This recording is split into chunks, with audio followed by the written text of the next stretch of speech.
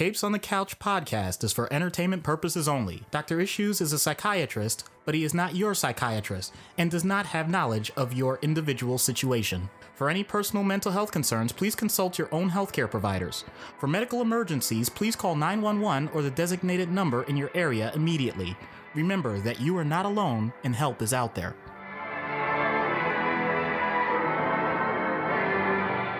Hello and welcome to Capes on the Couch, where Come Get Counseling. I'm Anthony Sitko. And I'm Dr. Issues.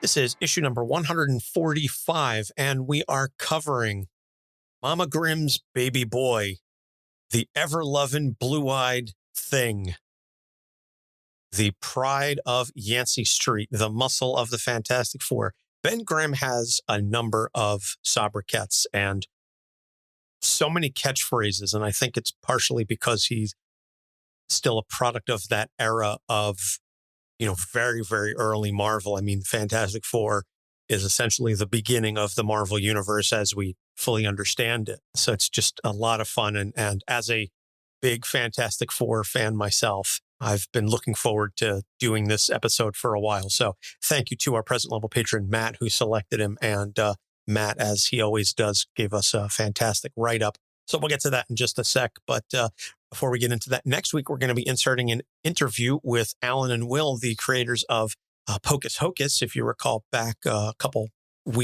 episodes before our hiatus, we brought them on for issue 2, which had a very successful Kickstarter.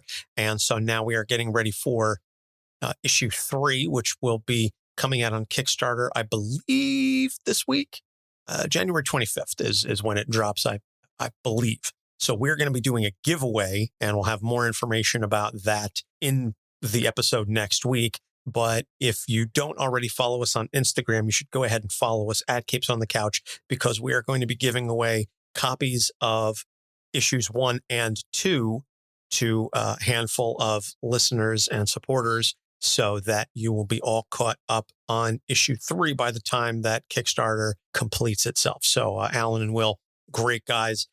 Had a fantastic time chatting with them. And so they reached out to me and said, hey, we want to come back on the show when issue 3 comes out. And we said, absolutely, because Doc and I both, really enjoyed not just the discussion, but just the book itself. And so very much looking forward to issue 3. I've seen some of the preview stuff. It's the joys of perks of this gig as we get the exclusive stuff before you all do. True swag. Yes. So, anyway, so like I said, follow us on Instagram, and we'll have deets about that giveaway next week when the episode drops. So, Ben Grimm, the Thing, created by the iconic legends Stan Lee and Jack Kirby in The Fantastic Four, #1, November 1961. So, if you're listening to this show, there's a high likelihood you've probably read a comic involving the Fantastic Four at some point, or you're at least familiar with the characters through their many media iterations. I'm not really going to talk about their history on the big screen because it's less than stellar. Although, to be fair, Ben has always been one of the better portrayed ones. I wouldn't say that the casting has been really an issue, or the characterization hasn't really been the issue for Ben. Nobody looks at those films and says, well, the film was great, but the Thing really stunk up the place. Like Michael Chiklis, I thought was inspired casting, and he did an amazing job with what he was given. And so anyway, Ben Grimm is a pilot and college friend of Reed Richards. And while flying an experimental rocket ship with Reed, his girlfriend Sue, and Sue's brother Johnny aboard, the ship is bombarded with cosmic rays, which irreversibly alter all 4 travelers, and Ben's body becomes covered in an orange rocky hide, and he dubs himself the Thing. So Reed attempts several times to reverse his transformation, but he is unable to make it permanent. Ben does revert back to human form on occasion, though largely through magical means, and later on, Reed does create this, I forget if it's a watch or a ring, that gives Ben the ability to turn human for 24 hours once a year. And so inevitably, there's always something that requires him to, just beat the clock when he's, trying to do whatever it is that he can do in human form. And then he changes at the last second, and because that's how comics work. So He had a starring role in the Marvel 2-in-1 series because Thing was, for whatever reason, one of the breakout heroes of the Fantastic Four. And so in the mid-70s, Marvel 2-in-1, each issue is basically the Thing and a guest star. So it was the Thing and Spider-Man, or the Thing and Moon Knight, or the Thing and, some other random character that Ben ordinarily wouldn't come across in the pages of a Fantastic Four story. But they said, well, everybody loves the ever-loving blue-eyed Thing, so let's stick him with all these different characters. So in Secret Wars, he stays on Battleworld once the big fighting with the Beyonder is over, because the planet provides him the ability to change to a human at will. So She-Hulk joins the Fantastic Four in his stead until he returns after defeating an evil version of himself, and that basically blows up Battleworld because they had to find a way to get the Thing back to, the Earth. So upon returning, he discovers that his on-again, off-again love, Alicia Masters, who is blind, she's a sculptor, she is dating Johnny Storm. But this Alicia is later revealed to be a Skrull named Lyja. Because comics. So Ben and Sharon Ventura are hit with cosmic rays, and Sharon becomes the She-Thing, while Ben becomes more powerful and even rockier, if such a thing were possible. So the thing about the Fantastic Four is they've got lots of different stories, but the Thing, he's got kind of the same characterization throughout, and most of his stories tend to just be, I don't want to say repetitive, but you know what you're getting when you read the Thing. So a recurring story for Ben often involves the Yancey Street gang where he grew up. At various points, they've been rivals and partners, with Ben even leading the gang at one point during his earlier years. His brother was involved, and his brother died. He was involved with the gang. And so Ben kind of, like I said, had a on-again, off-again thing with the Yancey Street gang, and he references them quite regularly. He often also references his Aunt Petunia, who we don't see until many, many years into the comics, at which point it's revealed that she's not that much older than he is, and she's actually quite a stunner. So he joins the New Avengers after Siege, serving on both teams simultaneously. And in the current ongoing run written by Dan Slott, which I've been reading since it started, I've read the last couple of volumes of Fantastic Four. I always add it to my pull list. He finally married Alicia, although their honeymoon was interrupted by a rampaging Hulk, who was under the control of the Puppet Master, who is Alicia's father. So that's kind of been one of the big stories. And during that honeymoon was one of those times where Ben was able to turn himself human for, a brief period, and the Hulk is fighting him and everything. And so it's like this whole thing. It's a good story. And like I said, the thing about the thing about the Thing is that, again, you know what you're getting when you get these kinds of stories. It's just, he is who he is. But like I said, I've always been a fan of the Fantastic Four. I've read countless runs. I've got several of them in my cabinet, in my long boxes, because they're always so rich in terms of their relationships and what you can mine from that. And Reed's genius, and Sue being who she is, and Johnny's hot-headedness. And we could just wax philosophical and talk about the fact that the Fantastic Four really broke the mold in terms of comic book writing and so on and so forth, because Stan said, I'm going to make these real people with real foibles and flaws, and they're not all going to get along swimmingly, that there's going to be a lot of bickering and so on and so forth, like a real family. So, Yeah. It's a really long-winded way for me to say I really love the Fantastic Four. Yeah, it's interesting that you say that, because I know I've always skewed DC, especially growing up. So Fantastic Four was much more a zeitgeist thing for me. I knew of them.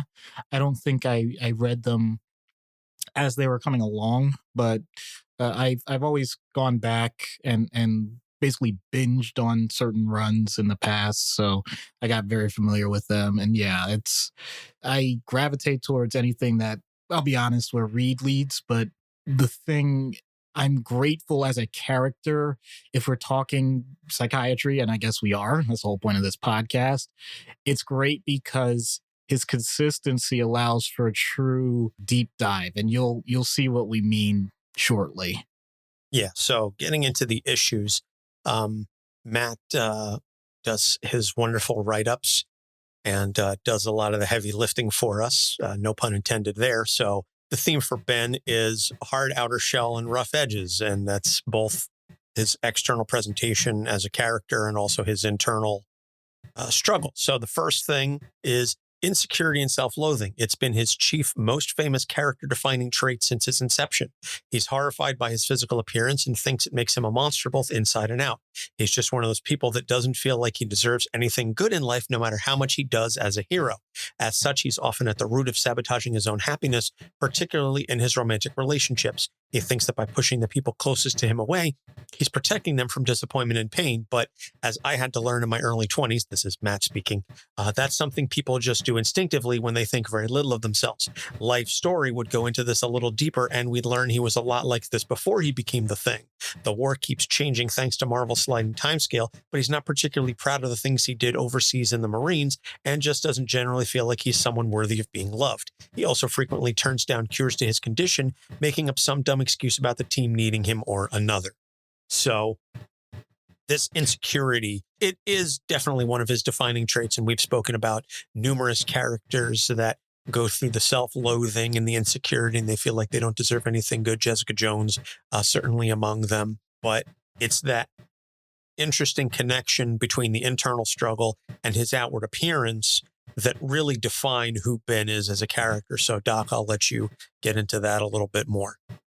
Yeah, the whole premise behind most of the Fantastic Four characters in terms of the development of their abilities after an unforeseen event is that it's not so much that it's random chance, it's that it's an expansion of what they were already either experiencing in the moment or what internally they were going through and they didn't have another way to process it. And I love that fact. And so with Ben, it's clearly the idea that the world, in his view, is not something that he can't handle, but it's something that, because it can be such a difficult place, he basically has started to project the idea inward that if that's what's going on the outside, then what does that say about me? Because in a way, and for anyone that does this, including myself, you're being incredibly selfish. You're basically saying that you're so important to what's going on the outside that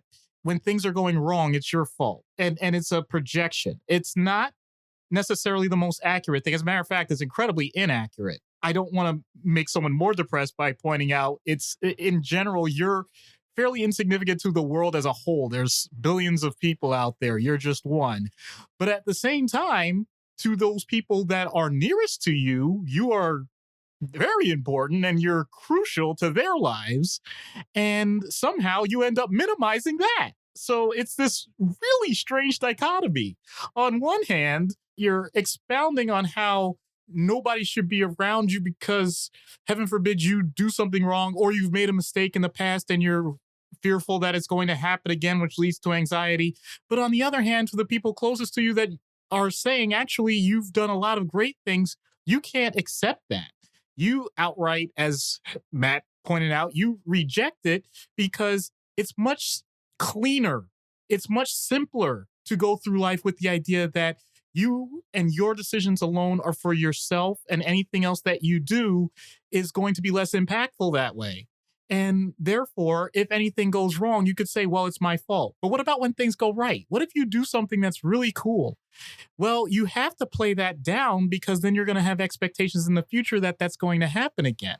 And if the world has already shown you that it's not always going to happen, then once again, it's much simpler to say, well, that was all random chance. Don't put any of that on me, or you place the accolade on someone else because it's easier to give credit to someone that you think is more worthy of handling it because for some reason their value is greater than yours, which is not accurate once again. But these are all the defense mechanisms that come through so clearly. I see this so commonly in people with anxiety and depression that it's instinctual for me to launch into this type of discussion.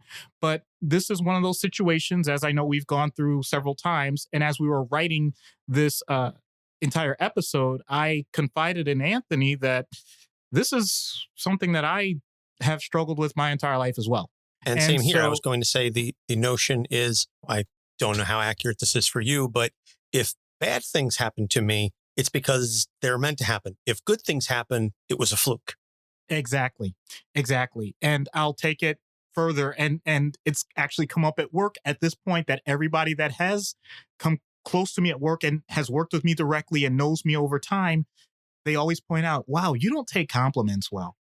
And the reason I have problems is because I say, well, I need to make sure that other people recognize that they're worthy of love and respect. And they say, yeah, but we're giving it back to you. Please take it. It's a gift. And I point, and there have been some very candid times where I said, yeah, but I don't need gifts. And I say it the wrong, and that's my point. I say it that way because that's not the truth. I'll admit I'm lying about it. It's because I don't deserve gifts. That's 100% irrational. That is a fallacy. And like I said, there are people that I'm very comfortable talking to about that. And that's one of the reasons why we do this podcast, because your therapist, I guarantee you, has their own things that they have worked out either for themselves or with the help of someone else. And we are all walking this path trying to find the right way. This is one of those where actually, as you could tell, I hope you could tell in my voice, it's actually something I'm comfortable with. This is one of those inadequacies that I actually have started to ingratiate the idea that, yes, this is what I do. And you know what? It's a quirky part of myself rather than saying it's a horrible part of myself that should be shamed. There's a difference there. And I'll get into therapy about that and treatment for that later. But I'm just letting you know, yes, I am acknowledging this the same way that Ben has been acknowledging it as part of his character. But the point is, sometimes you can make it a feature instead of a bug. It's something that if you're going to carry it, doggone it, at least carry it in a way that's going to make you productive, that's going to make you enjoy life rather than suck the energy out of yourself and everybody else around you. So don't hold back. Tell us how you really feel.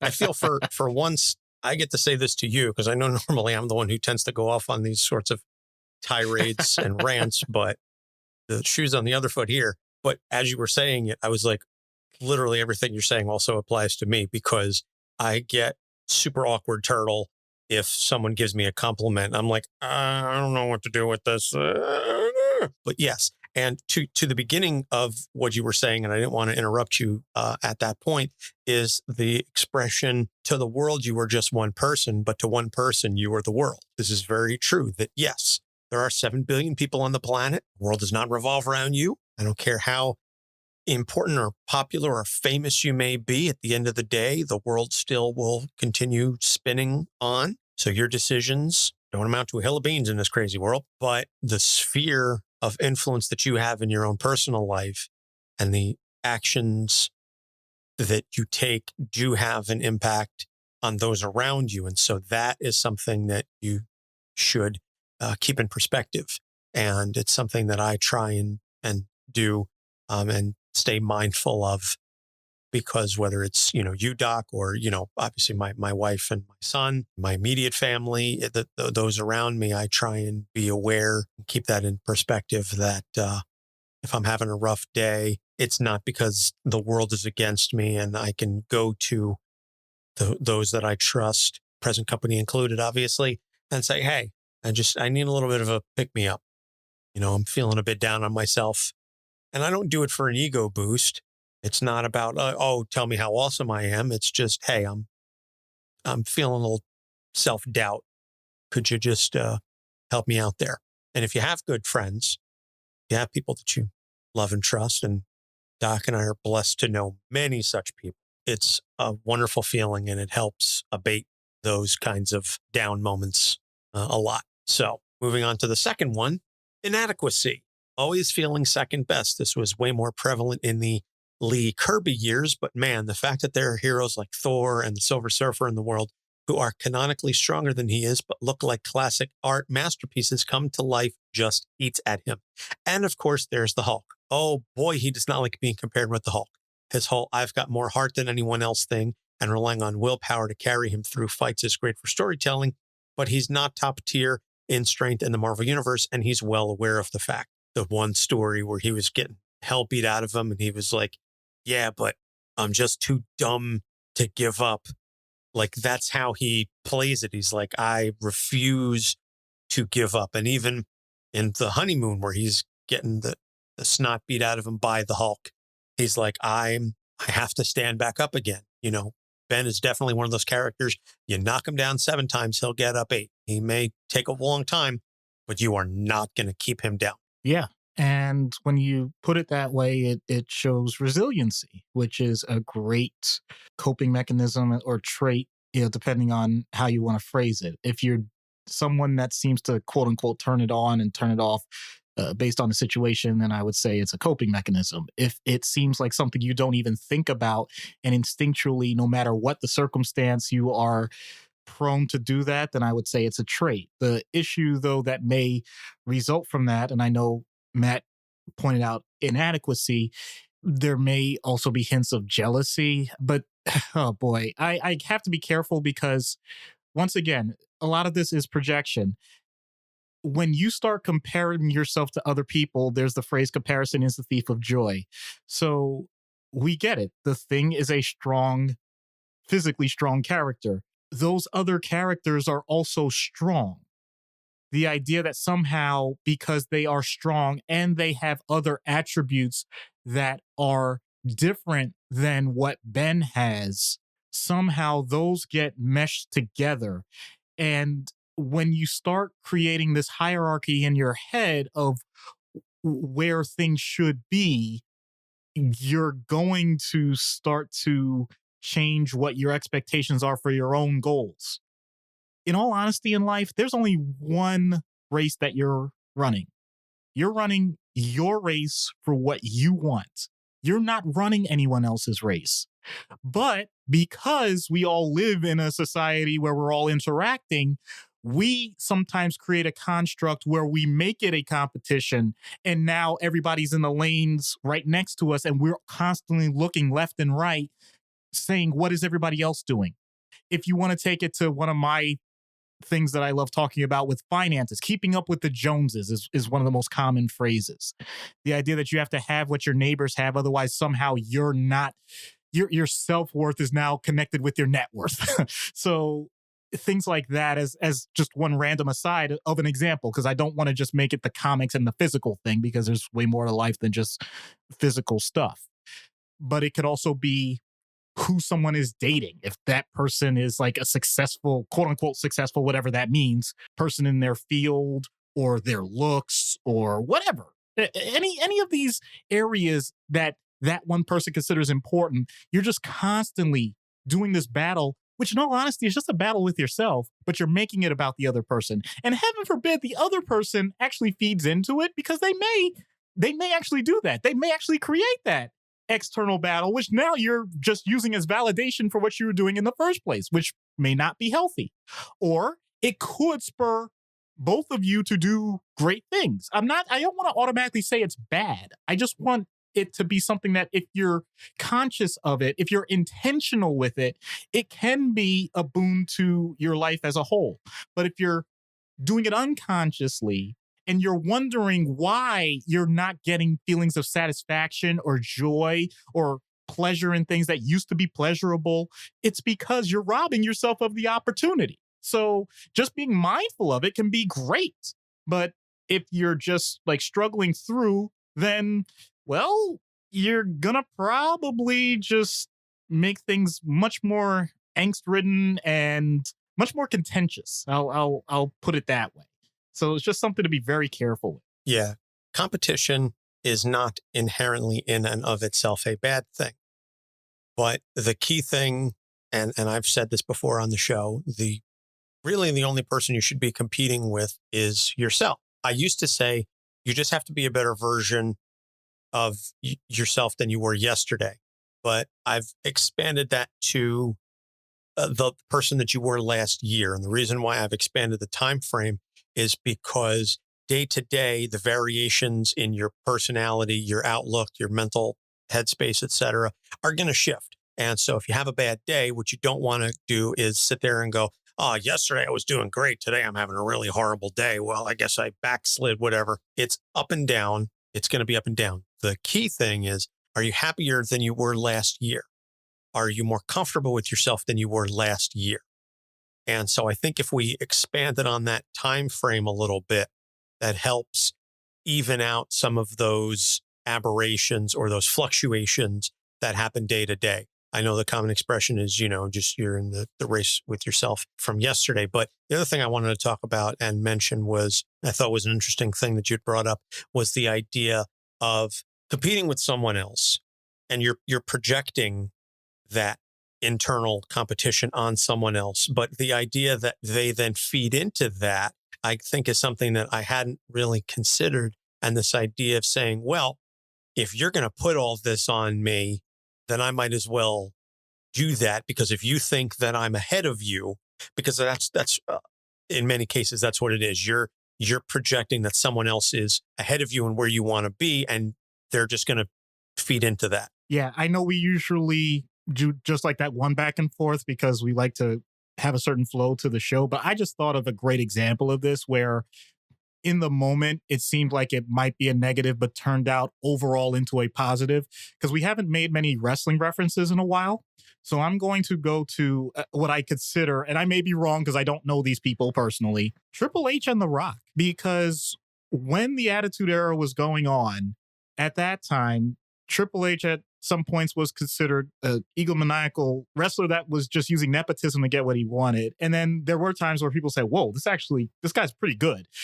And The Rock was initially like, well, he just has the family backing and he probably won't do much if it weren't for them. And then it's like, whoa, this guy's pretty good. And they had their matches together and those were pretty good. And they've actually talked about how, I like the way Triple H said it. He basically said, yeah, the rivalry, it wasn't there, but it was there. And they would talk about times where they would see each other in the gym and it would just push them to work harder.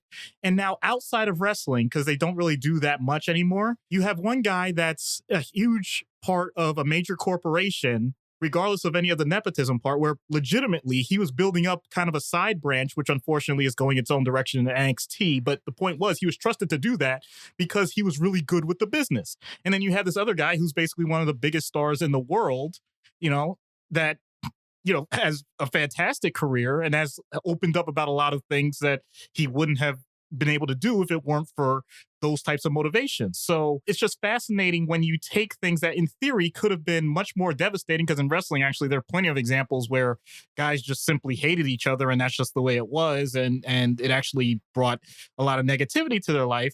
And this could have been one of those examples, and it was the exact opposite. And if you want to look at an example of where that went, there's a great YouTube clip where they're joking about how they were going to do another WrestleMania with each other. And it looks like they're trying to feed into it, and out of nowhere, they just make it kind of a comedy skit where they're just playing off the fact, like, who's going to pick up the check, because they both have enough money that they could do it at any time. And it's great to see that. And I hope that people recognize there's nothing wrong with competition with other people. There's nothing wrong with competition with yourself. You can make it whatever it is that you decide to make it. It doesn't have to be negative. Yeah. Doc has relayed to me that, when we were in high school, there was this unspoken competition between us. And I always felt like I had to compete against him because we were in a lot of the same classes together and, at the time, both wanted to be cardiologists. So it was a healthy competition, but there was a little bit, at least for me, and, I'll be perfectly honest here, at least from my end, there was a little bit of, well, I'm not going to let him get better grades than me, et cetera, et cetera. And because I am a competitive person just by nature. That's kind of who I am. You finished just ahead of me, you jerk. I finished one slot ahead of him in the class ranking. That's correct. And in fact, it cost him $1,000 in scholarship because of where we were in the ranking. I was like 4.9 in the top 4.9% of the class, and he was in 5.1. And because I was within the top 5%, I got an extra $1,000, and he had to settle for being in the top 10%. Yeah, see, okay, but that's just for that state scholarship. The college I went to, they basically said, yeah, don't worry about that. So they took care of me. So yeah, I'm not bitter. I am not bitter, you son of a bitch. Love you too, bro. So the third one, and this is a really interesting issue that Matt brought up, is playing dumb for some reason. Ben is not dumb muscle, not even close. You don't get to be a test pilot in any branch of the military or an astronaut in NASA without being several standard deviations above average intelligence. The man has multiple advanced degrees in engineering and can fix pretty much anything mechanical or electrical that breaks down, even when it's a one-of-a-kind invention of Reed's. He can instinctively pilot just about any vehicle he comes across, even if it's alien and he has no idea how it works. But for whatever reason, he seems to purposely cultivate an image of being the team's dumb guy with his gruff, matter-of-fact Lower East Side manner of speaking. With his enemies, I get it, it's useful to be underestimated. But among friends and other superheroes where there's no need for it, I don't get it. Now, I have some theories about why he does this, but I will wait until you provide your professional expertise on this, and then I will sort of comment as the Fantastic Four aficionado that I am. It's comfortable. I don't necessarily know I have a psychodynamic or really deep base opinion on this particular thing. I think this is just building up on what we've already been talking about. If you are with people that have to navigate very complex situations, and to relate it to our lives, if you have a job or if you have a family dynamic with multiple people involved, or you are organizing something and there's everybody that has their role. The point is, you have to do your job. And if you do your job well, you get rewarded. If you don't do your job well, then you're either going to have less of a role or you're going to get chastised or punished in some way for not doing as good a job as you should have.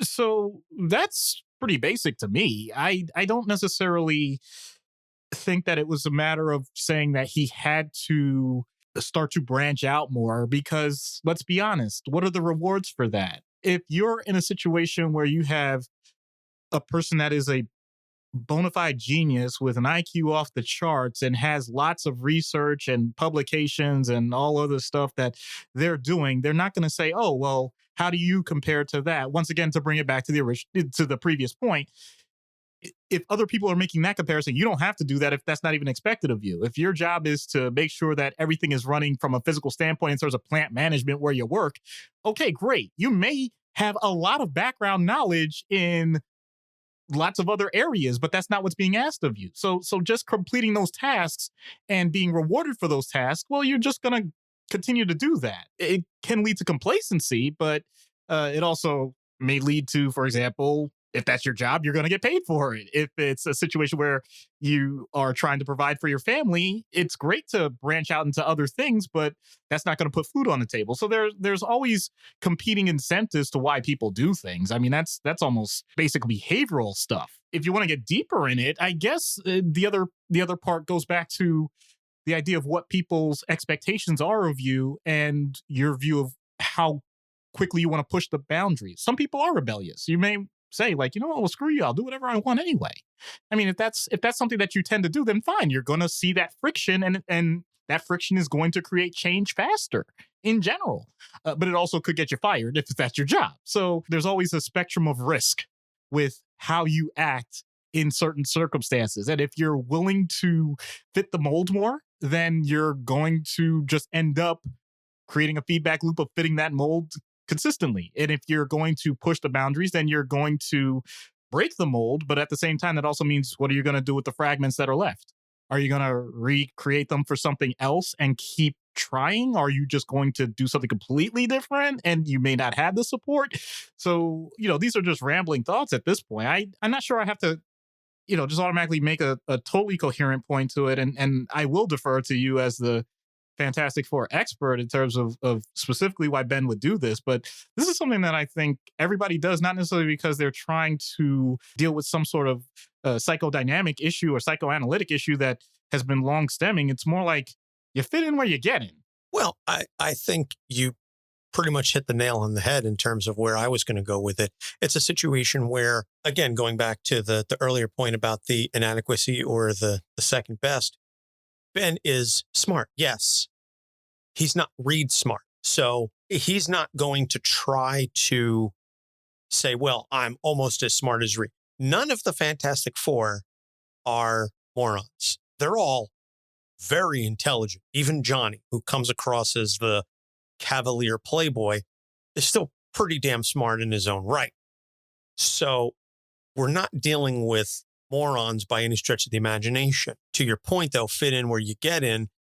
It's that the things that Ben can do carve out a particular role for him on the team. And so I think it's just that he's comfortable in speaking the way that he speaks. He's comfortable coming across how he comes across because he knows that the Fantastic Four are a family and that they're going to love him no matter what. And he doesn't, it's almost the opposite of that previous point where the inadequacy and the feeling second best. He doesn't have to prove anything to anybody. He doesn't have to prove his intelligence to Reed, Johnny, or Sue because they know how smart he is. They know who he is. And so I don't think he necessarily plays dumb. I just think it's a situation where he doesn't feel the need to play up his intelligence because what's it going to do? What's the point of it? Yeah. And I'm glad that you just brought that up because I think there's another angle to approach this in general. And I apologize if this particular episode is sounding selfish. That's not my intention. But I'm just thinking, okay, I'll try and relate it to something besides myself. Let's say you were considered the class clown. Like in school, you were the one that would make everybody laugh. You're always telling jokes. People do consider you to be funny. After your high school or college career, whatever, it's done, you decide to join an improv comedy group. What is your identity then? You're no longer, quote unquote, the funny one because you're with a bunch of other people that are the funny ones. So you're going to end up, not because you're intentionally looking to do so, but you're going to have a separate niche within that subgroup that is going to distinguish you. It's just human nature. People are going to try and pick out what is it that's unique about you, or you're going to want to present something that's unique about you within that particular group. So are you the highbrow intellectual comedy one? Are you the slapstick one? Are you the foul mouth, like super dirty joke one? Or what is it? And it's not necessarily saying that that's always going to be you in every situation, but with this group, that's where your niche was. And so people come to learn that about you. And yet, when you go back to those other environments where it's just you may actually think to yourself, maybe not, but you might, I have a bit more range than I thought, even within my comedy. I'm grateful that I saw these other variations that I wouldn't have been exposed to either, but now I'm just back to being the funny one. So that can apply to intelligence, that can apply to athletics, that can apply to work ethic, that can apply to entertainment, like all sorts of different things. And it's just natural that when you are with other people, and I will bring it back now to myself to bring this point home, what do you call the person who gets the lowest passing grade in med school? Doctor. We were all the smart ones. So it wasn't a matter of saying, oh, well, you're smart. We didn't identify ourselves that way. So that's always going to happen amongst groups of people. If you all have what's considered to be the trait somewhere else, if you're with other people with that similar trait, then you're going to end up being distinguished in a different category. And it's not an insult. It's not necessarily a bad thing unless you decide, and this is the part that some people get mad at, it is your choice. You can decide to make that a negative or a positive. I'll bring this again full circle to our group of friends, not to get too personal, but just again, as an example, amongst our regular poker group, we've got lawyers, doctors, engineers. Everybody in our poker group is very intelligent within our fields. So to your point again, we all come at it as being one of the smart ones individually, but now together, you mix us all in, we're all smart. So who's the smart one in the group now? Nobody, because we're all smart. So we all have our areas of individual stuff. I'm not certainly going to opine on any medical knowledge, just like I know Fair's not going to talk about the law because he's a doctor and that's not his area. Rob's not going to talk about the law or medicine because he's the engineer. He knows how to fix printers. So oh my God, that's a running joke internally for anybody who's listening. But again, the point is that we've all got our niche separately, but you put us all together, we're not going to start competing over, who got what GPA and IQ and this, that, and the other. Like, no, we all just work together. We all have fun together and we have different dynamics within that group. But the intelligence, I don't want to say cancels out, but it's drastically downplayed because it's not really a thing. So I think for Ben, again, in this group, it's not that he's dumb muscle. It's that the intelligence isn't as big of a deal, aside from Reed, because Reed is so far above everybody else that's even amongst the Fantastic Four, Reed is the smart one. But there's still, as Matt pointed out, several standard deviations above average intelligence. There's nothing wrong with that. So to bring it back, to externalize this a bit, so this episode doesn't just become Anthony and Doc talk about ourselves and our friends. It's think about your dynamic within your various spheres of influence. Your family, you play a role within your family. You play a role at work. You play a role within your circle of friends. Think about your role and how you code switch. You act a certain way at work. You wouldn't act that way with your friends. Vice versa. You can act a fool with your friends. You're not going to pull that stuff at work. And you're not going to do either of those things when you're with your family. Or maybe you do. I don't know. But that notion of going back to fit in where you get in, you play a role within that particular circle. And if you're fortunate, you get to play multiple different roles, and you have multiple facets to your personality that give you those opportunities to share those parts and play those roles with different groups of people. And if you find yourself wanting to share a part of yourself, but the roles you're in don't allow it, find a new group. Find a group that gives you that outlet, that gives you that opportunity, that lets you be the creative one, the funny one, the smart, whatever it is that you feel is being underappreciated or underrepresented within yourself. Because if you don't give yourself that outlet, you're going to start to resent it, and you're going to start to externally resent the people around you for not letting you be you. It's not entirely their fault, because you're going to externalize that internal struggle, but find a group that allows you to play that role. So that's our little bit of advice there. So we're going to take a break, plug our sponsor and some other shows, and we get back, we'll get into treatment. Stay tuned. This podcast is sponsored by BetterHelp. Is there something interfering with your happiness or preventing you from achieving your goals? BetterHelp will assess your individual needs and match you with a licensed professional therapist. You can begin communicating within 48 hours. It isn't a crisis line. It's not self-help. It's professional counseling done securely online. BetterHelp has a network of over 15,000 counselors with a broad range of expertise. You can log in and message your counselor anytime and get timely and thoughtful responses. You can also schedule regular video or phone sessions. No waiting room required. BetterHelp is committed to facilitating great therapeutic matches, so they make it easy and free to change counselors if you feel you don't have a good connection. It's more affordable than traditional offline counseling, and financial help is available. BetterHelp wants you to start living a happier life today. Visit betterhelp.com/capes, that's better HELP, and join the over 1 million people taking charge of their mental health with the help of an experienced professional. Special offer for Capes on the Couch fans. Get 10% off your first month at betterhelp.com/capes.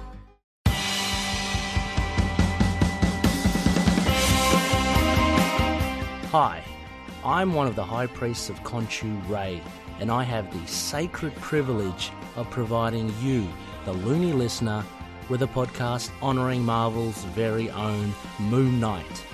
So join me and a host of others at Into the Night, a Moon Knight podcast.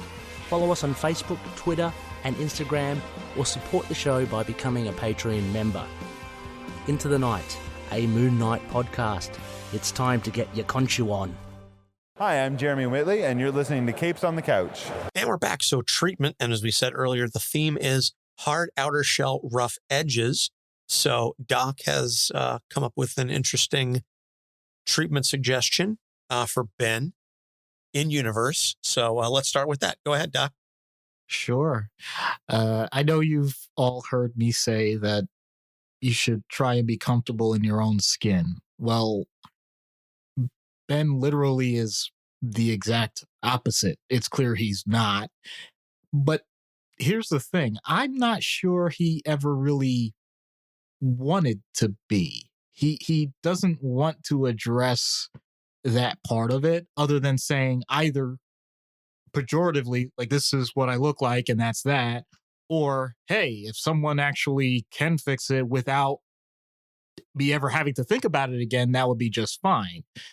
all of the in-between work doesn't happen. So let's just start with the basics. And I know this can be projected to ourselves. Part of the reason why we have people give themselves body exams to check for cancer is not because people don't want to know whether or not something is wrong. It's because there are certain parts of our bodies that either we feel insecure about or we know that the second that we touch them, it feels awkward.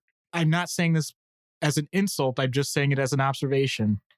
There has to come a time, or there should come a time, hopefully, in your life where that's no longer the case. And so Ben actually touching his own arm and going through every crevice, crack, canyon, and all the other things that are done. I'm not a geologist. I don't know what those rocks are. But the point is just actually feeling himself and almost being able to diagram what's where and how it changes over time, or what the different pressures are and how they make him feel in certain moments. Having someone close to him, it could be Alicia, just guiding through that, including parts that he feels should never be touched. This is the exact opposite. Those should be touched. You need to know yourself. And just getting started with that allows for a level of comfort that he could have never imagined before that.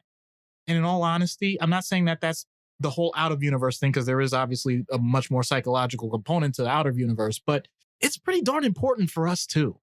So if you don't know enough about your own body in terms of what's going on, you might want to take some time and do it, because otherwise you're going to be leaving it to a complete stranger, usually a doctor that, although they may be your doctor, they don't see you every day and they don't know you like that. And you're going to rely on that person to say, oh, well, this looks wrong, or what's changed over time. The more feedback you give, the better chance you have with whatever's going on. Alicia would actually be the perfect person to do it because she's blind, and not to Daredevil extent, but because she's compensated by touch and she knows what Ben feels like by touch. She can definitely help him in that regard. So I think Alicia would really be a fantastic person. And because she's a sculptor, so she's all about touch. She is kind of the perfect person to help guide him. So even outside of the therapist office, she can help get him accustomed to that and help him feel his way to being comfortable in his own skin. And I also think it's a credit to us that we were able to have that entire discussion about feeling themselves and not make a single sexual joke, because I have the mind of a 12-year-old and that's where my brain was going. But I didn't say anything until just now. I had to ruin it.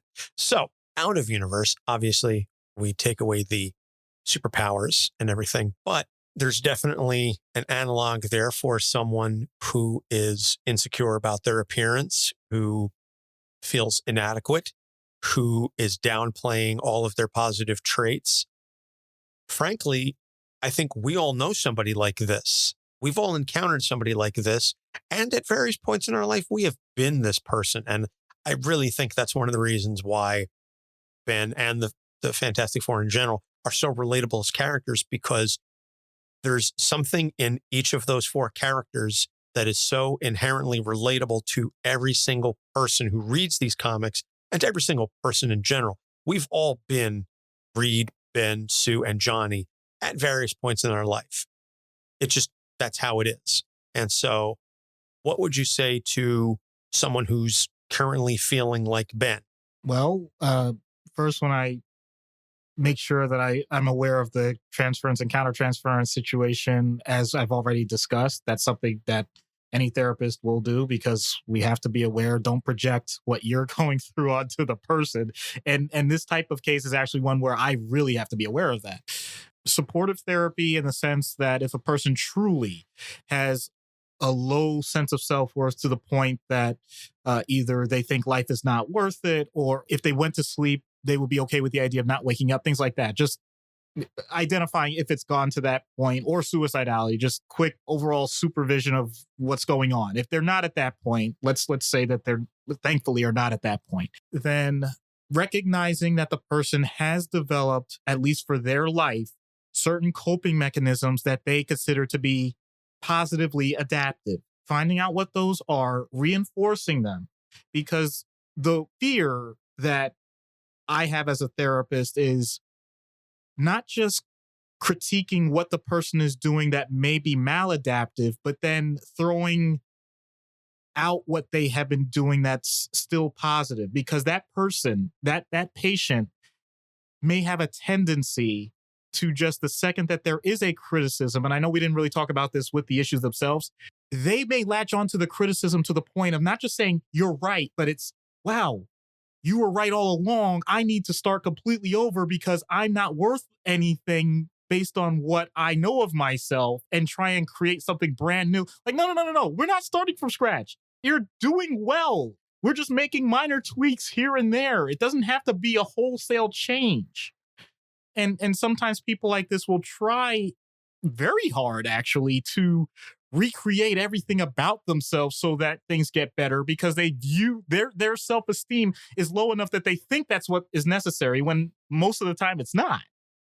So calibrating it so that they know that this is minor progressions over whatever period of time. I'm not even going to say that it has to be long. Sometimes this is episodic, where something significant has happened, a major life change has happened, and they're having difficulty adjusting, and therefore the emotional stress is overwhelming them to the point that they are now trying to pull back to certain traits that maybe they haven't even done in a long time. But they say, well, this is who I was then when things were stressful before, and this is what I know, and therefore I'm just going to bring back that groove because that's more comfortable for me.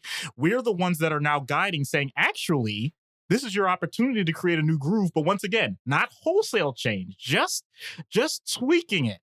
You're a D&D guy, so I'm like, okay, so we're not trying to like recreate a whole new character here, okay? This is just one dice roll, please. Don't make one dice roll determine the outcome of every attribute.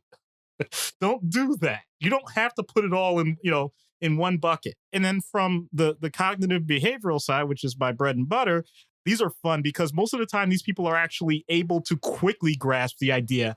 I got something there. I have something about what I'm thinking that is really putting my mind in a different direction. And can you help me figure out what that line is? What is it that I'm saying to myself right now? And you actually get into debates. I've actually done this. I've gotten into debates about what the line is, and the person will come up with their own. And I'll usually acquiesce because that's my character flaw. I mean, that's my style. Because my point is, if they own it, then that sentence that they create for themselves is going to be way better than anything I say. So I'm being very honest. It may seem like in the moment when these people are just like ragging on themselves and you want to like just scream at them or whatever. That's the frustrating part. But the fun part is when they actually get to the point of, I don't want to say truly intellectualization, but just the idea that they're now fully engaged with you and actually trying to create their best life and realizing that it's all on them in a good way. Like it really is up to them. They have full control of it and you're guiding rather than the idea that you are fixing things that are all wrong. Wow. I'm thinking back to when I was in therapy, and I frankly think I need to go back.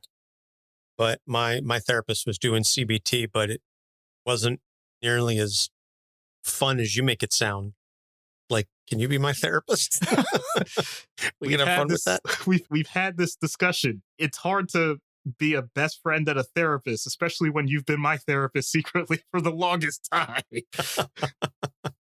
No, but really, I think I definitely agree with you that whatever the patient comes up with is going to be much more impactful than anything you come up with, because that's just the nature of it, that the internally created system resonates a lot more than whatever is externally created, because you feel ownership and you feel pride over it if you're the one who came up with it. But yeah, there's a lot to unpack there. And like I said, I didn't have nearly as much fun when I was doing CBT with my therapist.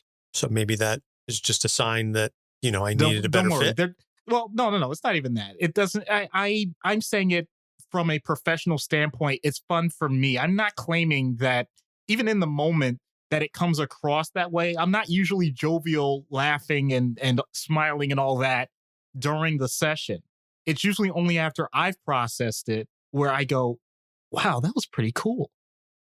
Yeah, we'll see. Just again, I'm not trying to make this entire thing about me, but I am a problem solver. So if it's phrased in that way where it's a problem, and I'm using that term in quotation marks because I don't necessarily think it has to be the problem.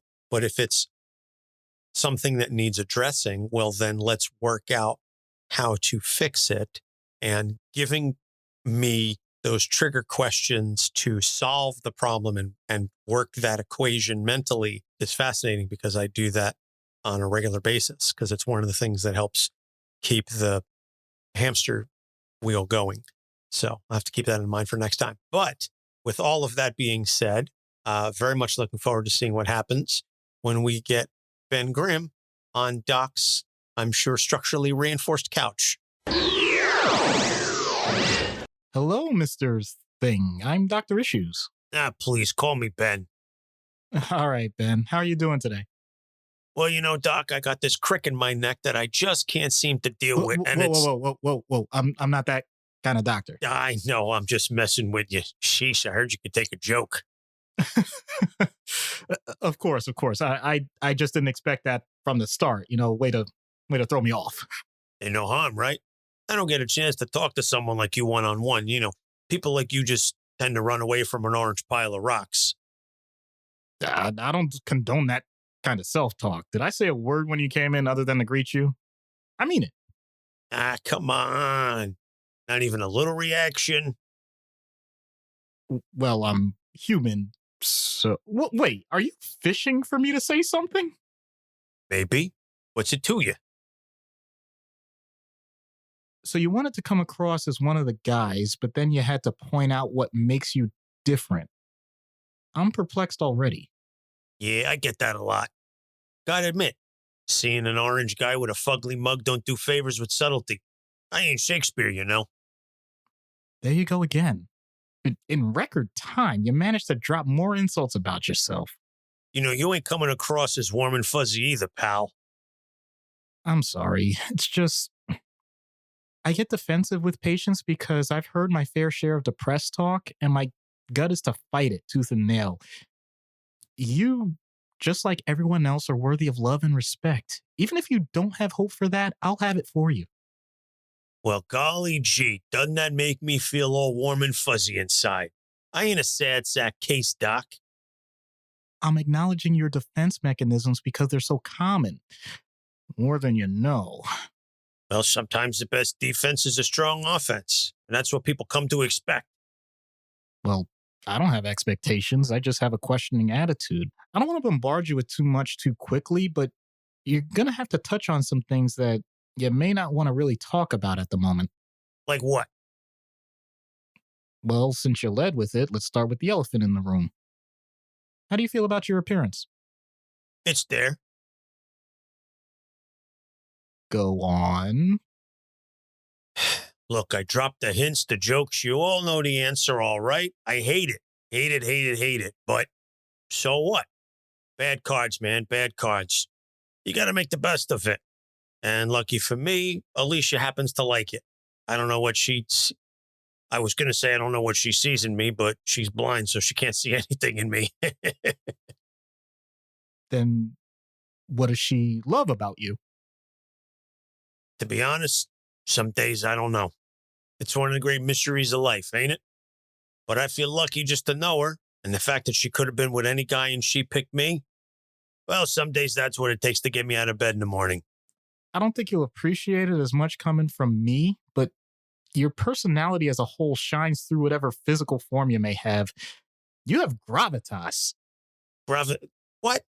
Come on now, don't get fancy on me. You're going to start sounding like Stretch. He starts talking over your head, and I get a cure for insomnia. I'm just a plain old guy trying to make it through the day.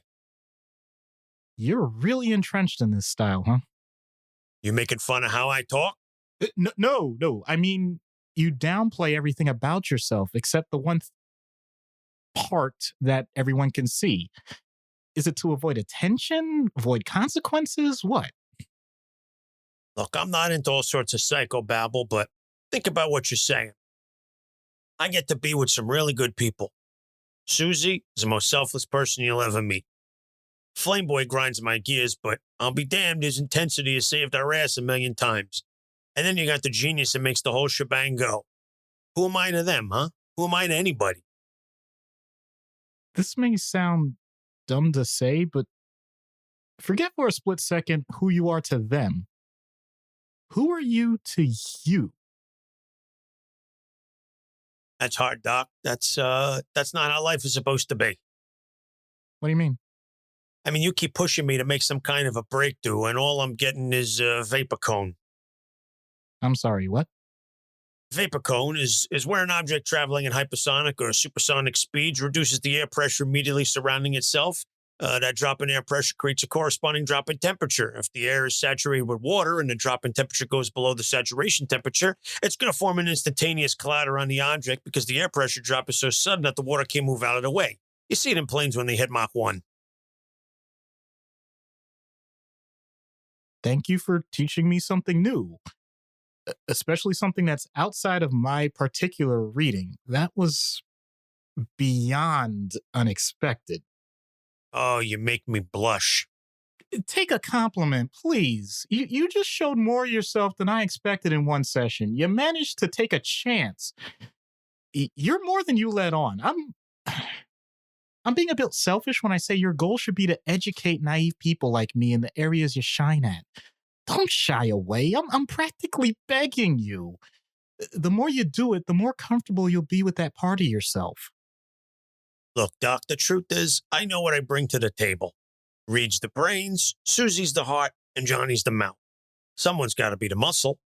And yeah, I know I can come off a little rough around the edges sometimes, literally and figuratively.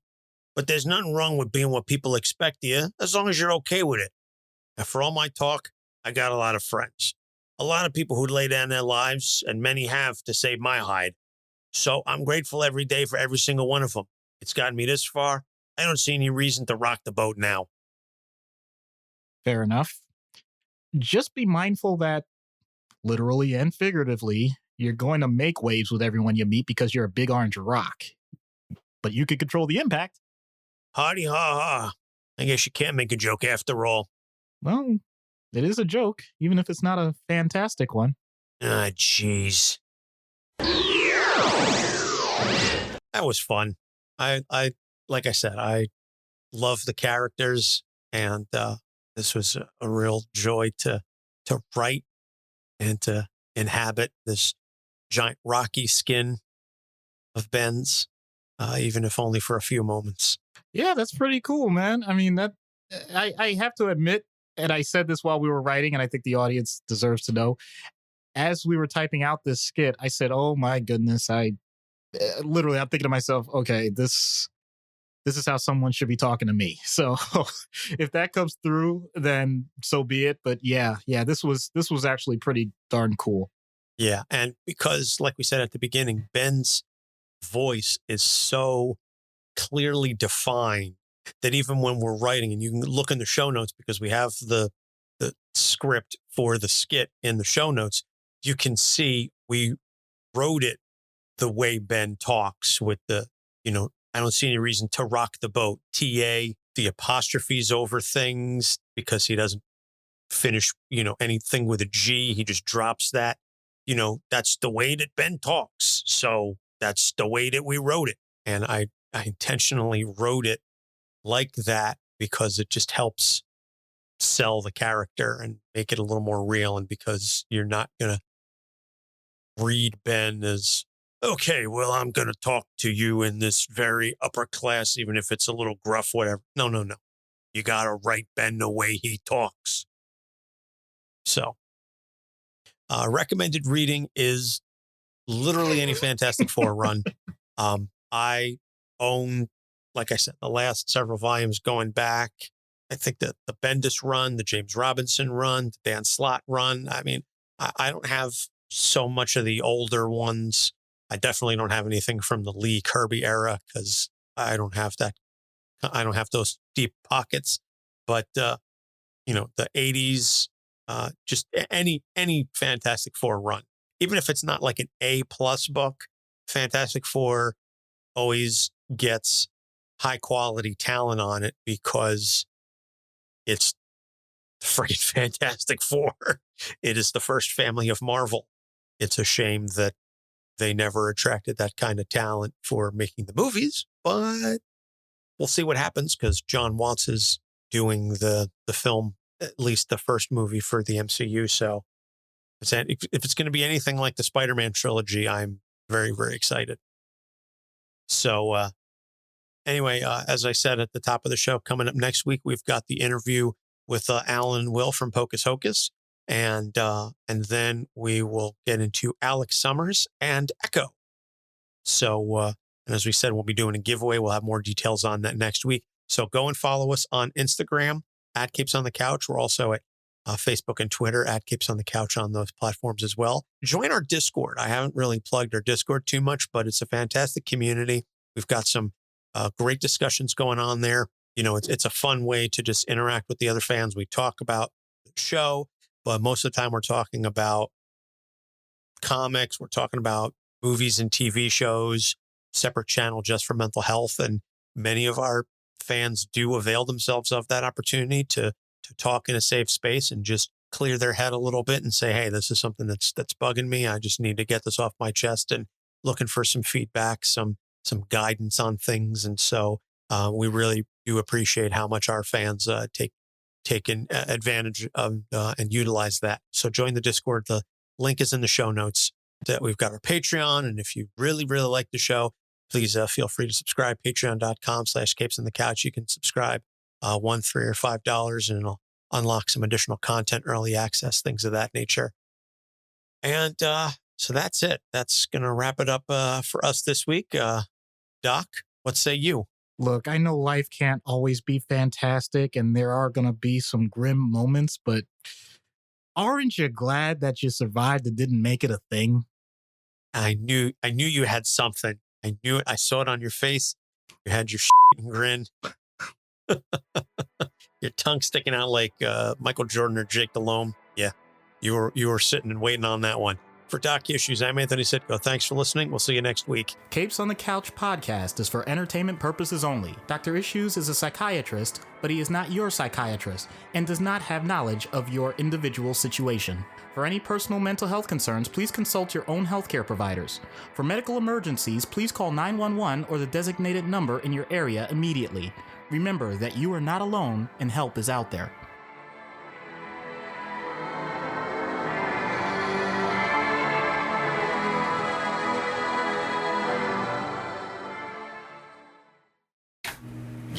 I'm Josh Liston from On the Bubble podcast, an oral history of television fandom, part of the Gonna Geek network, just like the show you're checking out now.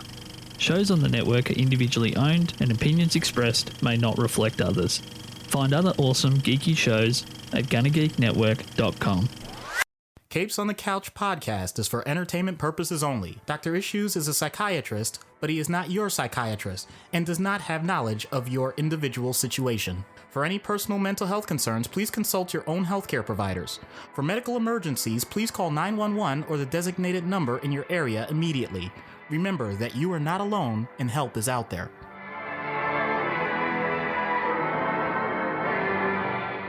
Hello and welcome back to Capes on the Couch, where comics get counseling. I am Anthony Sitko. And I am Dr. Issues. Thank you so much for joining us. We appreciate your patience. It is wonderful to be back officially full-time. Issue 156. It has been many, many months since we have last graced your ear holes via the interwebs.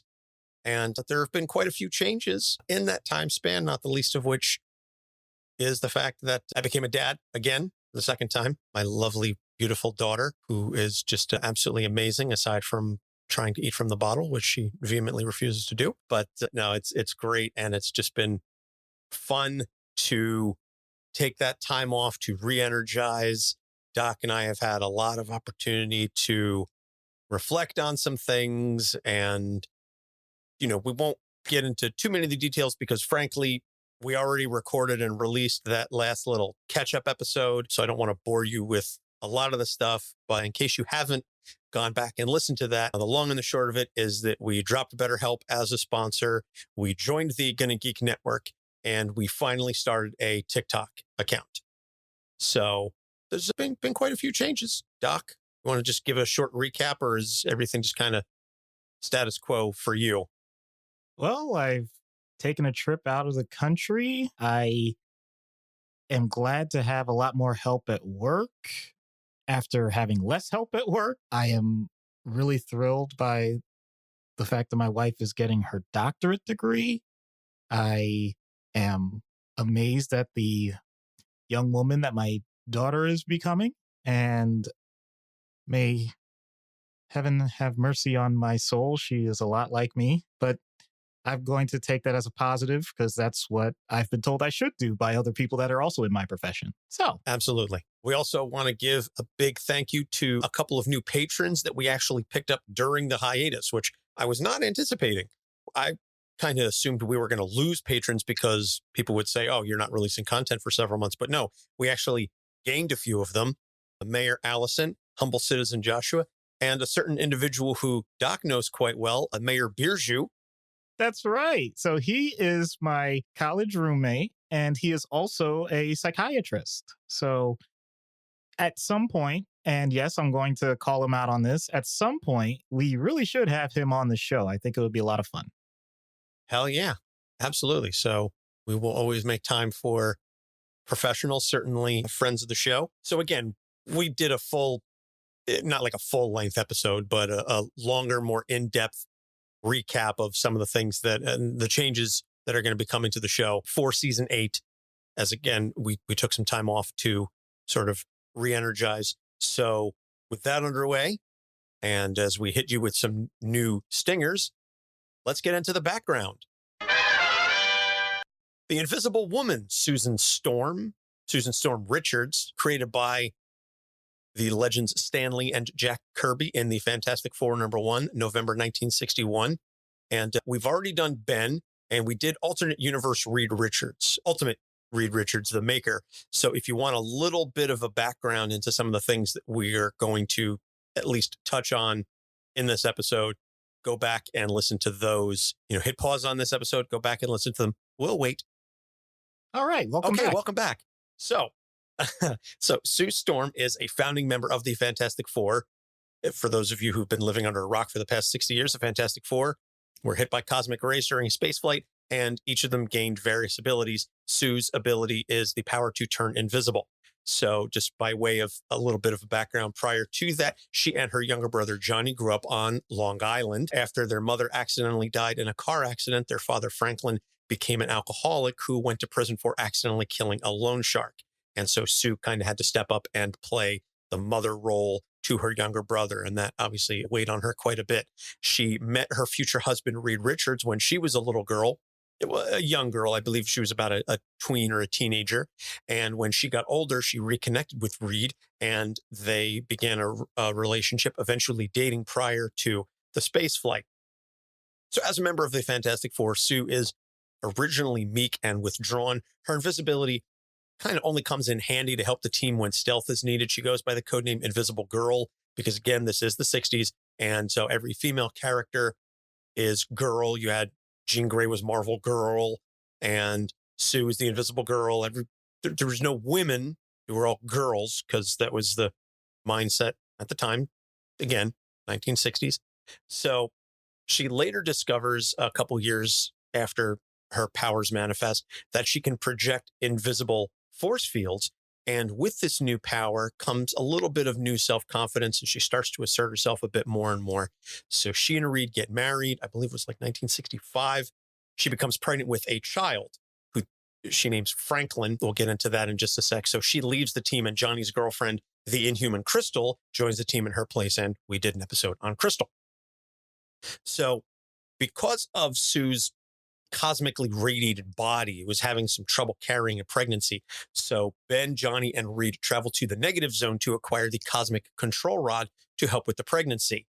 And so after Franklin is born, Annihilus releases Franklin's full power set because since both of his parents are powered, he is at the time considered to be a mutant. And then that gets retconned as of the last couple of years. We're not going to get into that. Franklin, frankly, just No pun intended there, but he deserves his own entire episode. So to protect the world, Reed shuts down Franklin's mind because Franklin is psionically capable of destroying the planet, essentially. And so Reed just shuts down his mind, but doesn't tell anybody, causing Sue to leave him. So they become separated for a time. This is not the first time that they're going to have marital strife because Reed decides unilaterally to do something under the guise of it's for the greater good, without any regard whatsoever for how it impacts Sue. They later reconcile with the help of Namor the Submariner, who ends up becoming a romantic foil for Sue in what is really essentially kind of a love triangle between Reed, Sue, and Namor. Yeah, this is a situation, if you've ever been involved with a dating scenario where someone set you up and now because they're a mutual friend, they're the third wheel. Well, imagine if that third wheel said, yeah, I'm in on this too. I mean, that's not entirely inaccurate. It definitely is a situation where Sue has lust for Namor, and it's much more of a physical connection, and she does understand that there is an attraction there. And Reed is aware of it as well, which obviously doesn't sit well with him. But with Reed and Sue, it's a deeper understanding love. With Namor, it's more of a visceral, physical thing going on. And so Namor's really kind of the only guy who's come close to getting Sue to consider cheating. Although, to be fair, I believe when Reed died, or at some point much, much later on, she also kind of had a thing for T'Challa. And she even admitted to somebody that T'Challa was the first man to come along since Namor to give her those kind of feelings in her loins, so to speak. So Sue gets pregnant again. Unfortunately, this is maybe a bit of a trigger for some listeners. The second pregnancy is stillborn. And so she then understandably undergoes a bit of depression. And at this point, Psycho Man, who is an actual character and not just a nickname I had in high school, Psycho Man manipulates her into becoming Malice, the mistress of hate. And so she goes full bore on her powers. She kicks 7 kinds of ass. Reed manipulates her into hating him legitimately. And this breaks the control that Psycho Man had over her. Sue ends up putting him into a coma because that's how much she's pissed at Psycho Man. Again, completely justified. But the situation has a lasting impact on Sue. She changes her name to Invisible Woman because she says this is the moment where the innocence within her died. So Sue then takes over the Fantastic Four during Reed's apparent death. Turns out he was actually only just time displaced, and Sue's love for him never wavered, despite more entreaties from Namor, who's like, hey, your husband's not around, so how about you and me, we finally make things happen. Yeah, so I just wondering, like, what's the moratorium on that? I know there's no official statement with that sort of thing, but geez, that seems really, really tacky. Not to mention, again, although I believe this was in the late 70s or early 80s when all this was happening. So death in comics was more permanent than it is now, but it kind of leads me to wonder, given everything we've discussed with respect to the revolving door that is death, if someone dies and their partner finds a new paramour, and then the person who was deceased now comes back, is that considered cheating?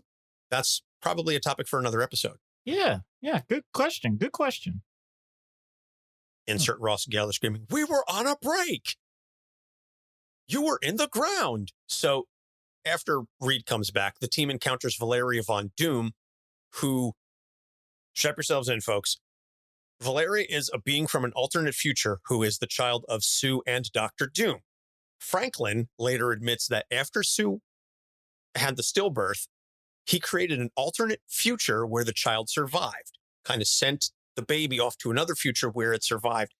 That child ended up sort of being Valeria, who then came back to this universe. So Valeria is defeated and then recreated as a baby in Sue's womb. Hashtag because comics. And Reed is off doing Reed things, and they need somebody to help with the childbirth. So Johnny reluctantly calls in Victor Von Doom, and he assists in the childbirth. And so the baby is named Valeria after Victor's first true love, who, go back and listen to the Dr. Doom episode. We do discuss Valeria in that one.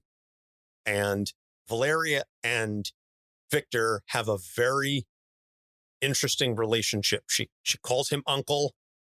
He places a spell on her that says she is my familiar spirit.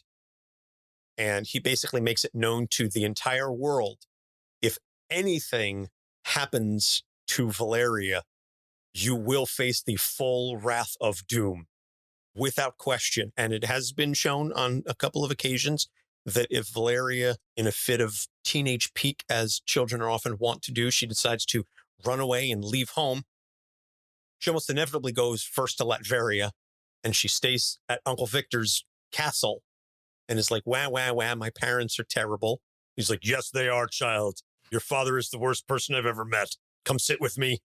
I will give you anything that you want if you renounce your parents and stay here with your Uncle Victor, because that's who Doom is. He does truly love Valeria in a sick and twisted way, but there is legitimate affection there. So during the secret invasion, Sue gets kidnapped and taken out by Elijah, who is Johnny's Skrull ex-wife, who then posed as Sue to infiltrate the Baxter building. Sue gets rescued after the invasion was turned back. Elijah is a fascinating character, and I'm sure we'll get into her at some point. Then in the recent Secret Wars, not the 80s one, but the one from like 5 years ago or so, on a ship that was trying to escape the incursion, Sue and the entire Fantastic Four Future Foundation group, minus Reed, were killed when the ship was ripped apart. And then when Reed gained the ability of the Beyonders after God Emperor Doom was defeated, he used the powers to resurrect everyone who was killed, including his family. And the Fantastic Four is wrapping up, or recently, depending on exactly when this is dropped, wrapped up the run in the comics by Dan Slott. And as of early November, I believe, is going to be a brand new Fantastic Four season or series. I think it's volume 7 at this point, written by Ryan North, who had a fantastic run on the Unbeatable Squirrel Girl. So I'm very much looking forward to that run. As I've indicated many times on the show, I am a big Fantastic Four fan. I've read a lot of the runs. I've not read the entire 60-year history. I just don't have that kind of time. But I'm definitely I'm enjoying this Slott run. I know it's a bit divisive, but I'm enjoying it. And I'm looking forward to see what Ryan North can do with the team. So now, with the help of the Transformers, we're going to get into the issues. As we transform the show moving forward, the theme here under issues is being noticed, which is not always easy for the Invisible Woman. And so Sue was selected by our present level patron, Janine, who gave us a couple of topics to discuss.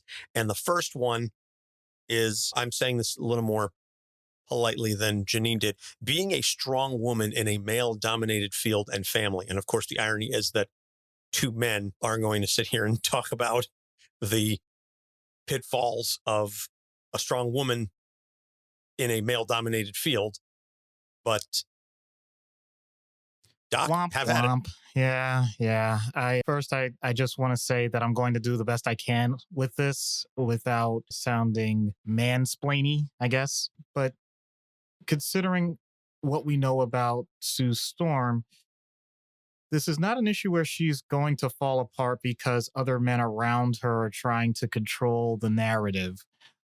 And there was a time, as Anthony alluded to in the background, that may have been a risk. And to put it into the real world, the gender stereotypes and roles that are expected in a household can become incredibly stereotypical. The idea that it's more acceptable for, let's say, a woman to be a stay-at-home spouse or to be a stay-at-home parent, or for the responsibilities of certain tasks to be done in the home first and foremost, even if both people in a relationship have careers, all these things. And that's just coming from the idea that you're talking about one other male. Growing up, if you're a child, let's say, of a male parent, yes, you may have your mother there, but let's say you have several male siblings and only uncles or things like that, then you may actually end up being more exposed to the stereotypes that are outside of the quote unquote gender norms and may have a proclivity to simply, because that's what you know, continue to expand upon that aspect of your life. But then when you get exposed to other females, it may be a situation where you feel less comfortable with them because you're not as exposed. You haven't developed what those stereotypes are. And I'm being very careful with this because stereotypes, unfortunately, although they can have a negative connotation, there are things that are considered possible strengths if they are known historically to be methods of survival or methods of thriving in certain parts of society. So you're still going to have to create your own social construct, and you're going to be doing it both with your own gender and with the other gender, or if you're still trying to find out what that is for yourself, whatever it may be, you're going to learn about it. And I'm going to be honest, it's a harsh system usually. How do I say this? There's no instruction manual for any of this. All you get is the feedback as to whether or not people like you, don't like you, will punish you or reward you, and will either promote you or demote you. And I'll use those last two terms to relate it to the work environment, where, yes, we know very clearly that there are certain fields that have more men than women. We know that the compensation for such fields are often highly disproportionate, and that's not right. And we know that for the sake of even surviving within those fields, one of the common coping mechanisms is that a woman doesn't say as much. And I am not claiming that this is the correct thing to do. It is just something that has been developed as a pattern. So when you look at someone like Sue, she has a husband that clearly has his own personality things. She is also with a sibling who clearly has not just his powers, but takes certain risks that she doesn't always approve of. She has a longstanding friend of the family that works directly with them that, if you listen to our episode on Ben, he has his own way of doing things. She has someone else that is highly interested in her that she has to be very careful how she interacts with him. She has the rival directly that they know that also is his own huge egomaniac. Like all of these things, unfortunately, we may be talking about them in comics, but any of our female listeners, if I'm wrong about this, please correct me, but a lot of you may be just rolling your eyes right now saying, yeah, what else is new? This is my life. This is who I deal with every day. Maybe not with superpowers, maybe not with saving the world in mind, but definitely raising my family or trying to advance my career or trying to just simply, find my way in the world, regardless of what anybody says I should be doing. And the idea to do that, I'm going to add this one little trope to it, with a smile on your face, with showing immense levels of quote unquote grace under pressure, to be ladylike, to have all the things that society has come to say for the past several centuries. That's not fair. And if you do decide, and I point out decide because I want it to be empowering, not just reactionary. If you do decide that there are times that you need to focus on your well-being, especially from a physical or emotional standpoint, then somehow it's a sign of you being the weaker sex. That's, once again, not fair, but something that I've heard, unfortunately, and I do my best to call it out when I see it. And despite all of that, or maybe because of all of that, let's put both sides to it. Sue Storm is one of the greatest heroes that the comics world has ever known. So I want that to be a positive note with all of this, and not let it be just this whole detriment to say that it's a shame that society treats women that way, and remind people that I'm grateful that women are able to show who they are and, make the world a better place. Absolutely. Sue Storm's character arc over the past 60 years has been nothing short of fantastic, pun fully intended, but legitimately, the character that Stan and Jack created was, as I alluded to, this waifish, quiet, meek young woman who really only used her powers as defensive. And over time and over experiences and over literally fleshing out what was just kind of a bare bones trope of a character, a stereotype, Sue has now become the strongest member of the Fantastic Four. And you and I were talking before we started recording. There are a lot of casual fans, and I'll just say casual fans because the diehards know what I'm talking about. Casual fans think the Fantastic Four, or when they think of the Fantastic Four, they assume Ben Grimm, the Thing. They think he's the muscle of the team. That's not accurate. Ben is the tank. Ben is the guy who will take the hits and keep on coming. He will take the damage because, as we alluded to in his episode, he's just too stupid and stubborn to give up. Sue is the one who will cause the damage. Sue and her power level have grown substantially over the past 60 years. Sue is one of the few characters that has taken out a Celestial. Certainly one of the only mortals that has done so that I can think of. She is really like on that top tier power level because of what she can do with those force fields and invisibility offensively. And she talks about all the various ways she can kill you. She can create an embolism inside your brain. She can cut off your blood vessels. There's so much to her power and her skill set. And it's really been, again, as I say, a fan of the Fantastic Four who's read over the course of the 60-year history. It's really been a joy to see each writer take Sue and just add to it and just add to that mythos and that power, not in a drastic sense, not in a inorganic sense, but just to be able to say, as she continues to learn and evolve as a character and as a person, she just continues to become more powerful. And I think that is just absolutely beautiful from a writing standpoint and from a character standpoint, again, to see where she came from the Invisible Girl to now. They're practically unrecognizable. So if you just look at where they started, how it started versus how it's going kind of thing. But if you read over time, it is completely organic. And it does make sense to each of those builds, each of those jumps in power level builds off the previous one in an organic way, in a way that makes sense and in a way that ties in with her character development and growth. And I think that segues nicely into the second issue that Janine has suggested, which is working with significant other and your brother.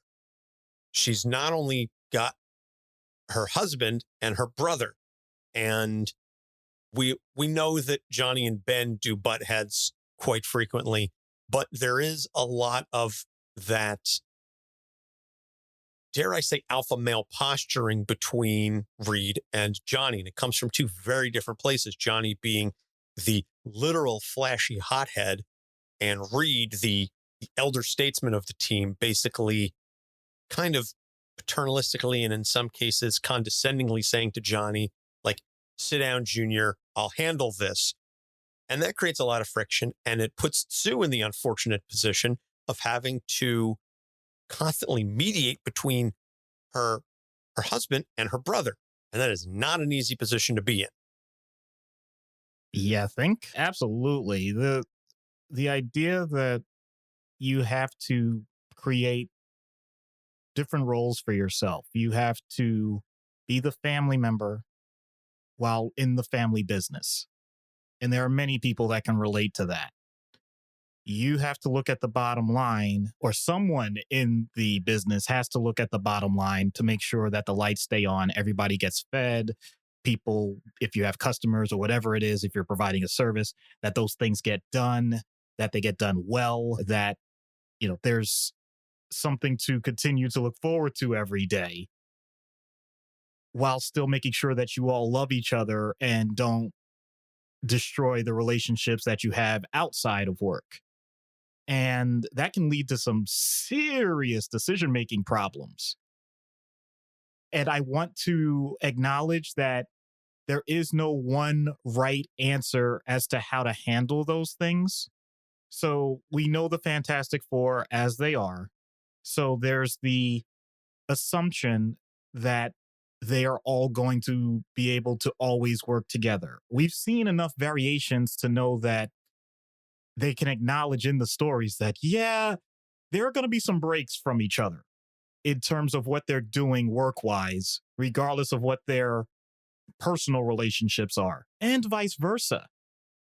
There are times where you may be totally simpatico with what you're doing, let's say in an office or in whatever scenario, but then once that's done with, you want nothing to do with the other person at home because you want your own space, or you just don't have the energy or whatever.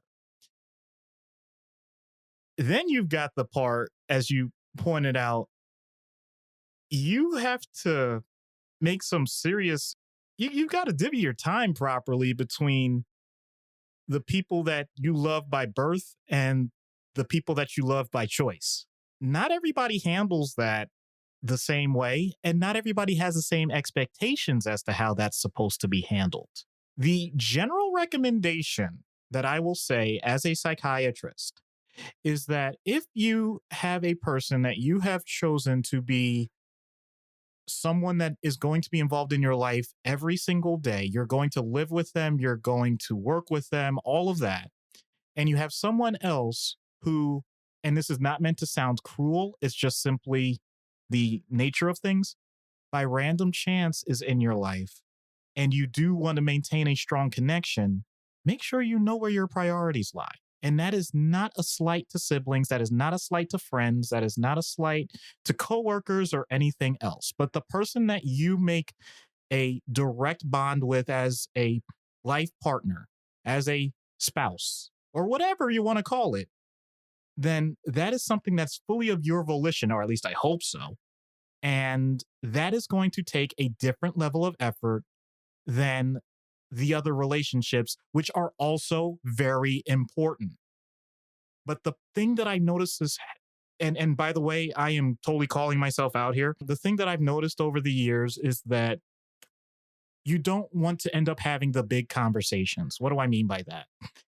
There can become such a divide over time because rather than in the moment of something either emotionally happening or just a thought because there's a new stressor or new situation that's arisen, you didn't say something then because you figured, they can handle it. Or, yeah, I know we're on the same page or whatever. And you don't say anything. And then something else comes up or some other thought comes into your head and you don't say anything. And you notice something about the other person and they don't say anything. And then you notice something between the two other people that you're thinking of and they don't say anything to each other and you don't interject. And then over time, when, let's say, since we're talking about working together, let's say there's an opportunity. Someone says, hey, we want to sell the business. One person says, I've been waiting for this for so long. I'm grateful. The multiple looks good on paper. I think we can end up retiring on this money. This is fantastic. Meanwhile, the other two people say, you know what? This has been our livelihood. This is my actual calling. This is who I am as a human being. And if we get rid of this business, you're taking a huge part of me with it. And I don't think I can really survive like that. And I don't want to. And the other person's totally flabbergasted. How did this happen? It's because over the years, you had opportunities to actually discuss this and you never did. So my point with this is try and by the way, I'm not taking full credit for this. I actually got this from other podcasts and another reading. Try and have the little conversations along the way with those people instead of waiting for the big one. Because I can almost guarantee you the big one comes with a lot of tears, a lot of suffering, a lot of pain, and still may end up being very good. But you didn't have to do it like that. communication is everything. And you and I both been married quite some time. You way longer than I have, but it's so important to be able to communicate with the spouse and also with your sibling.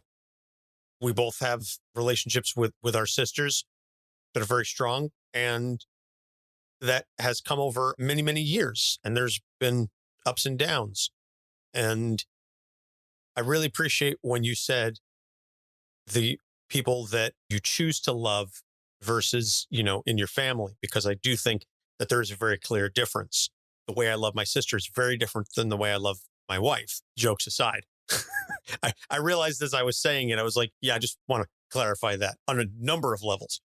But also the way that I communicate with them is different because the situations that we're facing together are different. The situations that I'm facing with my sister require a certain level of communication, but the day-to-day stuff that I have to talk about with my wife requires a constant level of communication. And you brought up an excellent point saying you have to have those regular small conversations, that if you hold off on everything until it becomes a big discussion, then that creates a lot more unnecessary stress. And some of the biggest stressors in my marriage, not, saying that every conversation I have with my wife is stressful, but some of the biggest stressors have been conversations where we both kind of been doing our thing. We've been going on autopilot, and there's been a couple of unspoken assertions where you assume the other person is going to react a certain way, or you assume that the other person is going to continue on this certain path. It's somewhat taking them for granted, but then all of a sudden it comes to a head where you have a discussion and then you realize it's about way more than just a singular incident, which is also something that my wife and I have learned is a difference in how we communicate. When you're addressing a situation, you can either look at that situation and, look at just whatever happened and address that particular situation. Or you can say, how did we get here? And how can we address it so that it doesn't happen in this manner moving forward? And you have to be on the same page in terms of communication styles to be able to even have that conversation. Because if one of you is only I'm just looking at the four squares of this incident, and the other person is saying this incident is indicative of a larger scale problem, then you're really not coming at it from the same perspective. You both want to address the situation, but you're coming at it from very different perspectives. Right. And really, I think that is a long running theme of the Fantastic Four. Reed solves the problem that he sees in front of him. Johnny is acting in a way that he says, okay, I think this will help. And Sue at times is simply saying, like, guys, can we just get on the same page and really do things so that nobody gets this surprised by everything, please? Yeah. Sue is taking the 30,000 foot view and saying, this is all the things that happened that led to this point. Reed is so myopic in that sense. And I think part of it is because of the way that his brain operates, that he's, or at least that's the excuse that's been given, is that he's so brilliant and his brain is all over the place that he can literally only focus on that one thing directly in front of him. And he misses the forest for the trees all the time. And it's on Sue to have that understanding.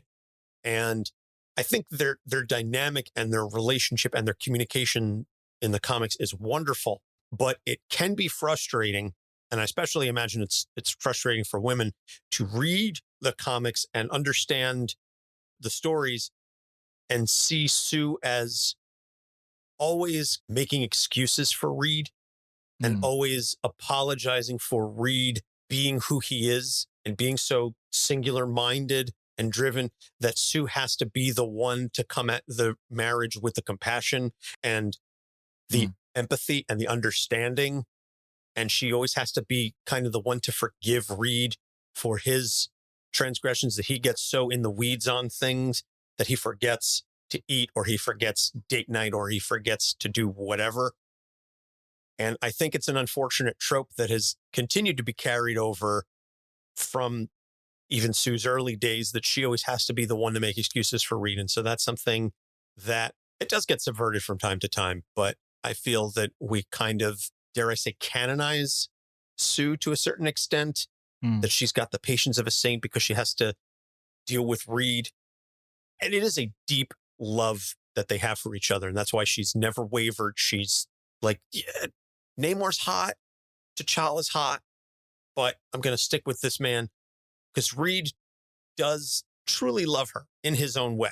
But it's unfortunate that it's always presented as Reed being the one who screws up and then Sue has to forgive him or make excuses for understanding things. Maybe we'll see something change in the Ryan North series. I don't know. But I would like to see it maybe shift a little bit where Sue is like, I'm tired of always having to clean up after your messes because you don't see the world around you. Fair enough.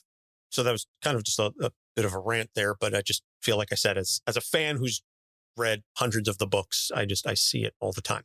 So the last thing is not something that Janine suggested, but it is something that Doc has brought up. And I think it's interesting. You're going to get a little wonky on this, and I will give you full reign to do so. It's the philosophy and psychology behind invisibility. And, before we fully get into that, one of the characters, at least that comes to my mind, is Violet from The Incredibles, the shrinking Violet, the name and everything along those lines. So I think, again, as a character trope, and this is something that we saw with young/early Sue, was very much the case, that her power set was tied into her persona. Her persona has shifted. And I think, again, as I alluded to, that comes with using the force fields and the invisibility offensively. But I'll let you get into some of the more esoteric aspects of that. Sure. The fact that this type of ability is seen not just in comics, but in classic literature, The Invisible Man, the idea is that there is a way in life to be free of consequence. That is pretty much the crux of a lot of superherodom. The idea that whatever this one trait is, it can override just about anything that has ever happened to you in your life. But unlike the other ones, when you first think about them, when you think about super strength, when you think about flying, when you think about telekinesis or any other mental power, all these different things, the whole point of those is exerting dominance. As you already pointed out, the initial idea with something like invisibility is to actually avoid conflict. After all, if it's not something that garners attention, then it doesn't garner interest. It doesn't garner repercussion. It doesn't garner punishment. And therefore, you can set yourself up for opportunities to, for example, eliminate trauma. If something negative has happened to you in the past based on an interaction with someone, you simply make sure they know you're not there. If you know that there is something that's upcoming that may cause you to have some level of discomfort, then you disappear. You notice how I'm transitioning where even the way I'm saying it, that doesn't sound like a superpower. That sounds like an avoidance technique. That sounds like a coping mechanism that a lot of people have. And depending on how it's being used, it can be life-saving, but it also can be crippling. And so the way Sue was originally written, there is the risk of that. But also there can be this negative connotation that it's being used for stealth. The idea that there is something that other people have, there's no other way to get it unless no one knows that you're even looking for it in the first place. So it can indicate secrecy. The idea that there are parts of you that are completely hidden that nobody ever gets to see because either it's too painful to talk about or you'll only bring it up as the kill shot in a conversation because if you ever do, you know that there's going to be some serious repercussions. Or maybe you just have said it so many times previously and didn't get the result that you wanted that you don't think the justice system is ever going to help you with it if you've been the victim of something. Once again, I don't see that as a superpower. I don't see that as something that's fictional. I think that's every person that I've ever met, at least on some level. I'm not claiming that it's wrong that people have secrets. You don't need to know everything about everyone at all times. But there is that other side to it. There is the notion that I have a certain level of invincibility frames, like in a video game after you get hit. There is only so much that any one person can say to you after a certain level of time that you start to dissociate from it. You don't even consider it to be an emotional burden anymore. You've heard it over and over and over again, whatever the stereotypical statement is about you, or the thing that you already know that is true about you that somehow someone is trying to weaponize, but you have every comeback memorized and know exactly what you're going to say. And it's as if the person didn't say anything to you at all. And it actually makes you appear stronger to others. It can be the fact that you have developed a routine that is so powerful in your discipline that you always get up at the same time every day, that nobody ever notices, that you make the kids lunch before they go to school and do all the other things that have the household run. And you don't even think about the thanks anymore because they know that without you, they just wouldn't get all of this and things would fall apart. So you don't actually even hear it from the people that you love. If that's happening to you, then please recognize that at least someone on this podcast, or both of us, we hear you. We know it happens, and that may not be fair. But at the same time, you've put up such a wall about it that it doesn't even have that same emotional reaction. And when the person actually surprises you and does it for you or whatever, it creates this overwhelming emotional joy that you get the relief for that one day, even though in theory it should have been a lot more to begin with. There are a lot of ways that you can be invisible in the world. And I'm going to make this candid with me. And I know I've said it on the podcast before, but I want to make sure that people recognize that I'm coming at it in a positive way. I want to leave a small footprint in the sense that I don't care if people ever remember my name. I don't care if people remember what I look like. I don't care if people remember anything about what it is that I did. But at this point, the information is out there. If I've hurt you, I'm sorry. If I have made your life better, then I'm grateful. But the fact remains that humanity survives because the invisible things that we don't attribute to one person happened, but because many people have been able to carry it on. That's the most important thing. So I don't worry about ever having statues built or things like that, because those eventually crumble. But if there are invisible words, invisible statements, invisible actions that have had lasting impact that are going to continue with further generations, then I think that's way more penetrating than anything else that I could do. And I think that's true for just about anyone that understands the power of sometimes going unnoticed and being a secret weapon rather than being the one out front that's always shouting from the mountaintop. Beautifully said. I really don't have anything more to add to that. So we're just going to take a break, plug a couple other shows. When we come back, we will get into treatment. Stick around. Have you ever been reading through a stack of comics and thought, maybe I should see what this Arkham Asylum game is all about? Or been playing Marvel vs. Capcom and felt like you were at a real disadvantage since you didn't know who half the characters were? Well, Play Comics is the show for you. I'm Chris, and each episode we take a look at video games based on comic properties and how well they stick to that source material. So whether you know the comics and want to know how all these games work, or you know the games and want to find out where all this craziness came from, go check out Play Comics at playcomics.com or wherever you find your favorite podcasts. Do you love movies and psychology? Do you want to know what it would be like if Batman was in your therapy office? Listen to our podcast, Popcorn Psychology. 3 therapists dissect blockbuster movies, available everywhere you find podcasts. Hi, I'm Howard Mackey, and this is Capes on the Couch. And we're back. So now with the help of He-Man, let's discuss treatment.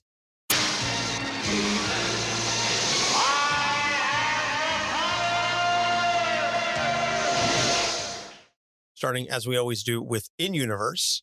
So what have you got lined up for Sue Storm Richards?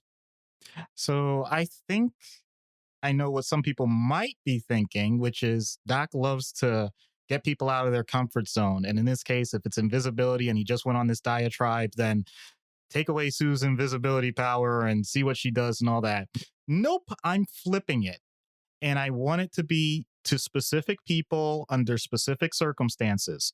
If it's possible, even Reed could participate in this. Is there a technology that would allow someone else to be invisible just for a little while? And not only that, can Sue treat them the way that she would consider when she is either invisible or is being, let's just say, communicated to in a way that is trying to diminish her role. Because experiential learning is way more powerful than collaborative learning. The idea that you're just simply listening to someone else's experience. If you get it for yourself, then you start to know. And I want it to be just long enough. Let's say it's with her husband, that he has the initial, like, oh, wow, this brings so many possibilities. You know how he would intellectualize it. And then at some point when he actually wants something, but it's not happening in the way that he expected because he's being ignored, what emotional response does that elicit? What do you do with that emotional response afterward? How do you process it? With who? If the person that you want to process it with isn't paying attention to you. Oh, wow. Now it's really flipped things around and you can have a much better conversation about what it's like. So do that with the people that she considers to be important. Do it for a very time limited process, because this is not punishment. This really is supposed to be learning, productive, and see how the relationships grow. I think that would be the best thing for her, because I think that she does so many things so well that it would be silly for me to say, like, oh, yeah, this is a huge flaw in her and she has to grow up about it or something. I think that's ridiculous. Fair point. And as we will discuss later on in the skit, and as you and I were talking as we were prepping for this episode, Sue is really very well adjusted given everything that's happened to her. I mean, we could do numerous episodes on some of the things that occurred to her when she was younger, the trauma of her mother's death and then her father and everything going on with that. Obviously, everything surrounding the children and the difficulty that she had with the pregnancies and losing a child, only to have it again brought back because comics. There's a lot to mine there. And yet she manages to really just continue moving forward and keep a level head, or a clear head about the whole thing. But yeah, I think that would be an interesting suggestion for treatment. It's not exactly where we're going in the skit, mild spoiler, or not really, but out of universe, then I would be kind of hard pressed to come up with an exact analog for this, only by virtue of the fact that her powers are so much of who she is, that to take that away, now you're just left with fairly well-adjusted woman, probably I would venture late 30s, early 40s, married to a deeply intellectual man who's not always really there, but there's still a good, solid relationship there. She's got a great relationship with her younger brother, even if he sometimes flies off the handle. I mean, there's a lot there, but I'm assuming then that some of the treatment that you suggested for in-universe would be equally applicable to out-of-universe. Yeah. And even with that diatribe I went on with the whole invisibility thing, like I said, some of those traits, it doesn't necessarily have to be a superpower. It can just simply be how a person tends to cope with stressful situations. If it is sometimes to either try and find ways to disappear from the circumstance, or just to not be noticed and fly under the radar. It can be trauma related. If I learn the right way not to elicit a reaction, then everything will be okay until the next day or the next work day, whatever. So yeah, there's some possibilities there. I'm going to take the opportunity to say with this, I like having a front row seat to this, because I have been blessed with having many very strong women in my life. And so this type of situation really does speak to me.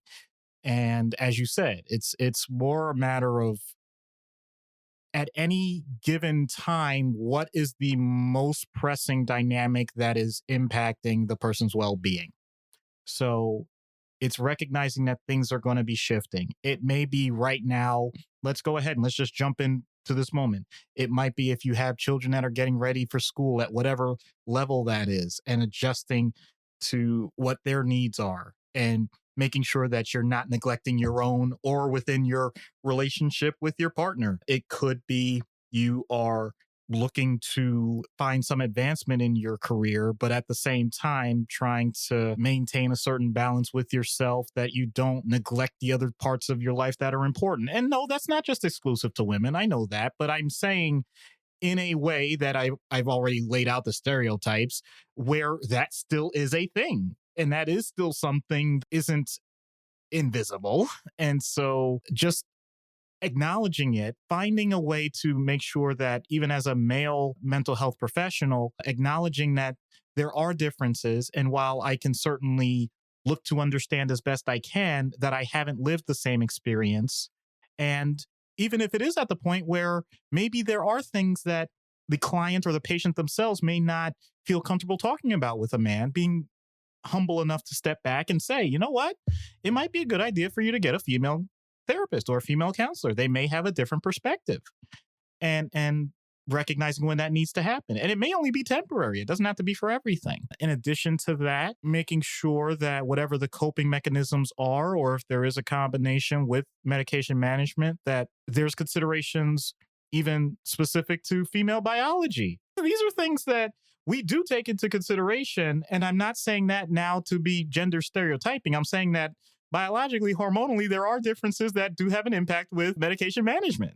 And if we don't talk about it, then you may wonder why you're not getting the results that you were looking for in the first place. So this is the basic groundwork. And the good news is, as long as it's done with an area of respect and dignity and not jumping into tropes of, for example, I've had this experience where I've seen it with other people and I've had to correct it. A patient had said they were concerned about how their child was doing in school because there were times where they weren't able to pick them up from the bus. And I remember a counselor saying something like, why wouldn't you be able to pick them up? And the person said, because I'm working a different job. I can't be there at that time. And they said, oh, well, maybe you should make time. I'm like, hold up. Let's not do that. Please. Let's point out, wow, it's interesting that you have to acclimate to a system where you're going to have the opportunity to delegate. Empower the person to do the things that they know are important to them. Don't denigrate the idea that a person has to fit back into an old-fashioned mold. And little things like that. You may think like, okay, I didn't mean to say that and all that. It wasn't that big a deal. Well, to that person, depending on what's going on in their life, you may have just impacted something that they were already thinking about, and you just needled it to the point that it actually is going to cause more emotional harm than good.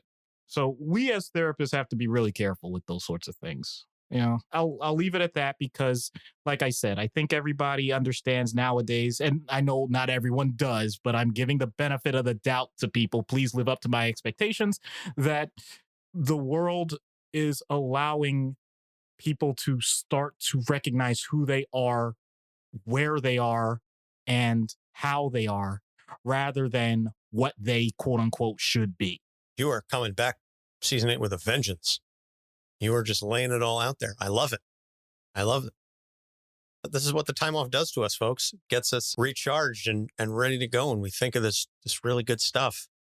Man, and I was thinking about it, by the way, right before we get into the skit. You know, Black Panther Wakanda Forever is coming up in a couple of weeks at this point.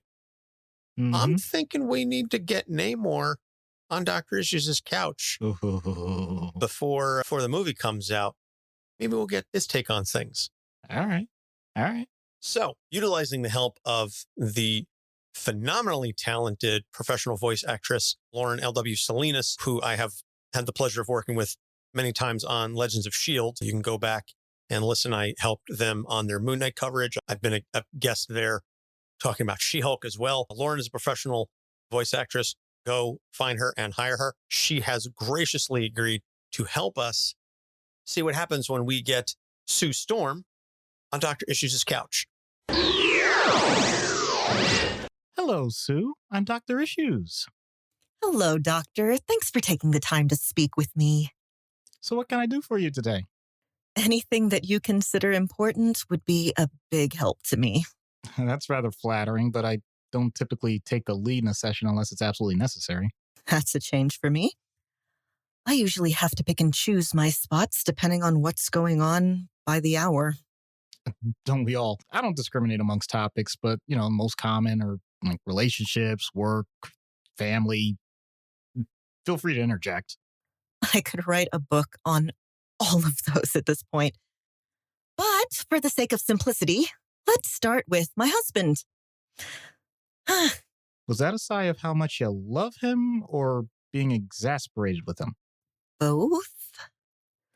Reed is... Well, I do my homework, so I know you've met Reed. Of a sort. Yeah, yes. He was eccentric. You're being kind for no reason. He's a narcissist. You can say it. But that Reed was trying to take over the universe. And mine is always trying to save it. Doesn't change the personality traits. And still, I know he loves me. He doesn't stray, he doesn't look to complain, and he's brilliant, so who am I to argue? Based on your description, you may be placing your emotional responses secondary to the idealistic view of your bond. That sounds difficult. It's harder now because I handle things differently. I used to acquiesce to his whims, but I don't need to do that anymore. I'm not subservient. I can hold my own. But sometimes it gets one-sided. I can find ways to make him the center of my world, but he doesn't do the same. That's not fair. Indeed. I won't disagree with that. Do you have some way to cope with something that's gone on this long, or are you actually looking to change along with him? Maybe a couple sessions? No. Look, no offense, but I think any couple session you would try with both of us would end up looking at things from his view, because that's just how things work. Fair enough. If only he could... Never mind, that's dangerous. What? See, I've had a perspective about my love with him that's unbreakable at this point. I'm not saying it to boast, but we've been tested repeatedly. I'm not going to waste my breath. Why am I waffling about this? I don't know. I'm getting like some sort of thing. Like it's about wanderlust. Maybe more. Well then, this is a rare time that I must acknowledge I have no personal knowledge of that person. I'm sure at this point he'd be considered a stalker in every sense of the word. And I don't think restraining orders are effective against a guy like that. But he won't do anything if I don't allow it. Have you ever heard of what if? He burns that into anyone's soul he comes across. So, full disclosure, I should delete this unsolicited email that says, quote, urgent matter regarding saving Sue from a mundane life. Please open immediately for the good of the world. That sounds on brand. Any opportunity to woo me, even if it's meant to be a confidential situation. You seem unfazed by that. I'm legitimately concerned for the well-being of you and the ones you love. You too. Please, a word of advice from the one considered the client. I've done this for a long time. You don't have to protect me. I'm sure it comes from a place of decency, but I'd rather have a sense of respect. Point taken. I can see that you must be an expert negotiator and clearly not a hostage. I think there's something underlying that. Plenty of practice. Love and loss, Doctor. Love and loss. And war. Okay, we talked about the love, but loss and war? Ouch. What's that about? If you don't mind, the loss part, let's not go there right now. Okay, what about war? I've hinted that I can deal with men fighting as the lone woman in the room. Well, it's easier when it's over me. The challenge is when everyone else is picking their battles and I'm expected to choose sides. My personal bias is to pick my own side, but I know that doesn't work for everyone. Who are you referencing? You know more than you think. You met Ben, right? Okay, since you all know each other, yeah. Nice guy, really smart, self-deprecating. So you were willing to cut to the heart of who he is, but not Reed? Anyway, he tends to get into it with my brother. A lot. Well, okay, I'm sure it's just... He crumpled Johnny's car into a ball after Johnny shot a fireball into his face. Yeah, that's intense. And and you all work together, if I may. If you ask about splitting up, keeping distance, hiring a mediator, finding methods to nullify powers, go into other planes of existence, seek some sort of magical conduit to channel a better life, or fight to the death, I'd win, by the way. Then you are barking up the wrong tree. Wow, you came up with that much quicker than I would have anticipated. I don't know if that's due to imaginal emotional catharsis, or I'll just stick with that. Thank you. The point is, it's a challenge to deal with. And don't get me started on parenting. It seems like I'm the only one that considers the details. Everyone else just wants to look at the big picture. So they get the highlights, you get the unedited blooper reel. Got it. Spot on. So, what do I do about it? All of it. Please take this with the kind nature that I'm relaying, with all due respect, in the nicest way. All things considered. Spill it. I have no clue. You've just told me an incredibly complex dynamic of lifetime egos looking to coexist while leaning on you for servicing their physical and spiritual needs at the highest level, and you not only survive, but some way thrive despite all of this. I can be your vent man. I can look for blind spots, or should I say You're on a roll. Don't ruin it. Sorry. The point is, I can offer an outside perspective that coaches you towards self-actualization rather than your probable stereotype of me being a pill pusher that's trying to find problems. Maybe you needed to hear that. I don't know. You're serious about that? Yes. Just do me a favor then. What's that? Here's a separate email address to forward any of Namor's nonsense. Trust me, it's better to have a log so I don't repeat myself. This stuff happens in real time. Seeing what I... no. Okay. So big thank you again to Lauren L.W. Salinas. You can find her at SithWitch on Twitter. Again, she's a fantastic voice actress and podcaster. I've had the opportunity, as I said, to work with her many times, and she's a lot of fun. So recommended reading, any Fantastic Four run, or if you want something a little different, I would also recommend the Invisible Woman miniseries by Mark Waid. It came out a couple years ago. I think it's 5 issues. It's Sue going off and doing a solo thing that brings in some stuff from her past, kind of introduces a new dynamic to some of the older adventures that she's had, and kind of helps paint some of the, I guess, the younger Sue in a different light, because now it's older Sue kind of reflecting back on some of the things that happened when she was younger. So it just gives it a little bit of a different flavor. So upcoming episodes, as I said, we're firing fast and heavy here for season 8. So we've got coming up in the next couple weeks, Gambit, Mystique, and Poison Ivy. Would have loved to have timed Poison Ivy a little bit more with the Harley Quinn series, but which is fantastic, by the way. And hopefully, maybe for Poison Ivy, we may be able to get a creator on. I've been trying to work my magic on getting some creators. A lot more creators are going to be coming on the show, especially for patrons.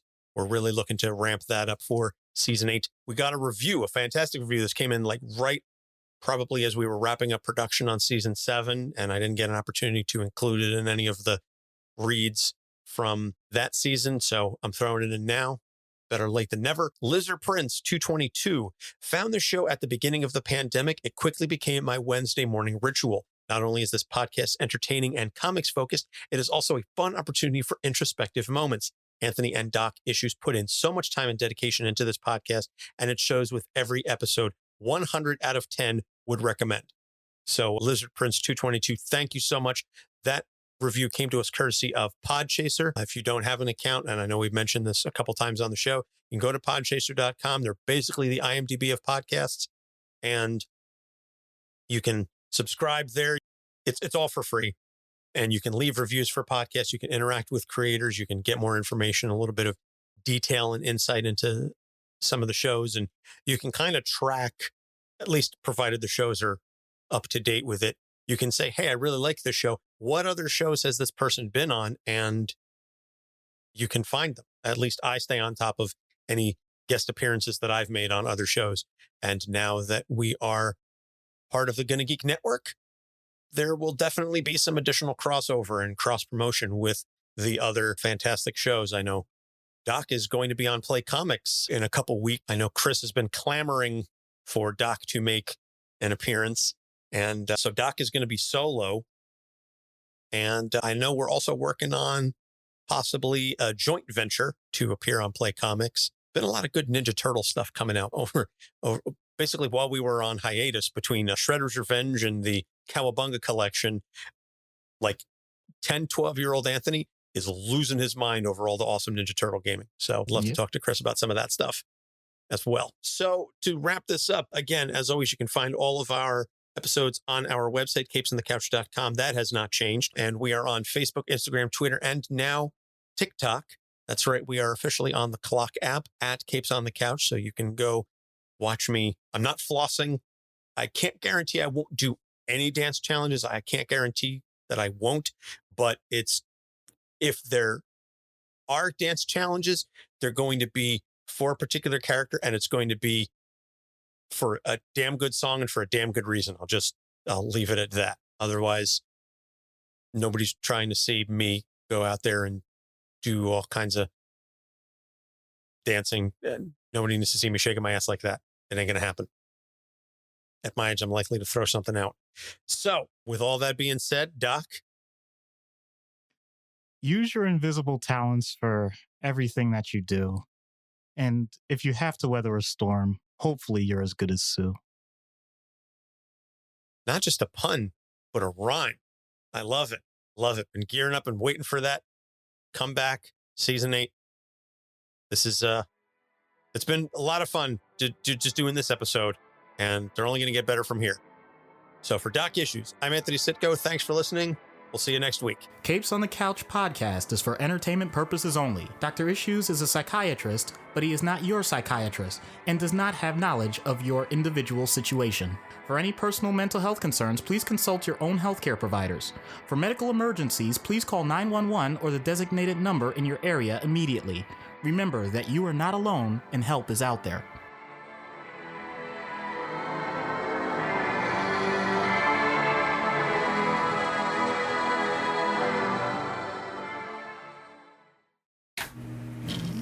I'm Lauren from Legends of S.H.I.E.L.D., a Marvel Universe fan show, part of the Gonna Geek Network, just like the show you're checking out now. Shows on the network are individually owned, and opinions expressed may not reflect others. Find other incredible geeky shows at GonnaGeekNetwork.com. Capes on the Couch podcast is for entertainment purposes only. Dr. Issues is a psychiatrist, but he is not your psychiatrist and does not have knowledge of your individual situation. For any personal mental health concerns, please consult your own healthcare providers. For medical emergencies, please call 911 or the designated number in your area immediately. Remember that you are not alone and help is out there.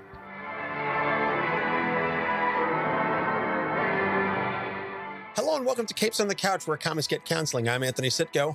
And I'm Dr. Issues. Hello and welcome to all of our hopefully new fans and listeners after our fantastic PoochieCon panel on Sunday. We had an absolute blast. Thank you again to the coordinators and everybody who was present, everybody who ran the event, all the volunteers, everybody involved with the con. It was nice to be there. It was at least my first con in quite some time, because I haven't been in a couple of years with COVID and everything.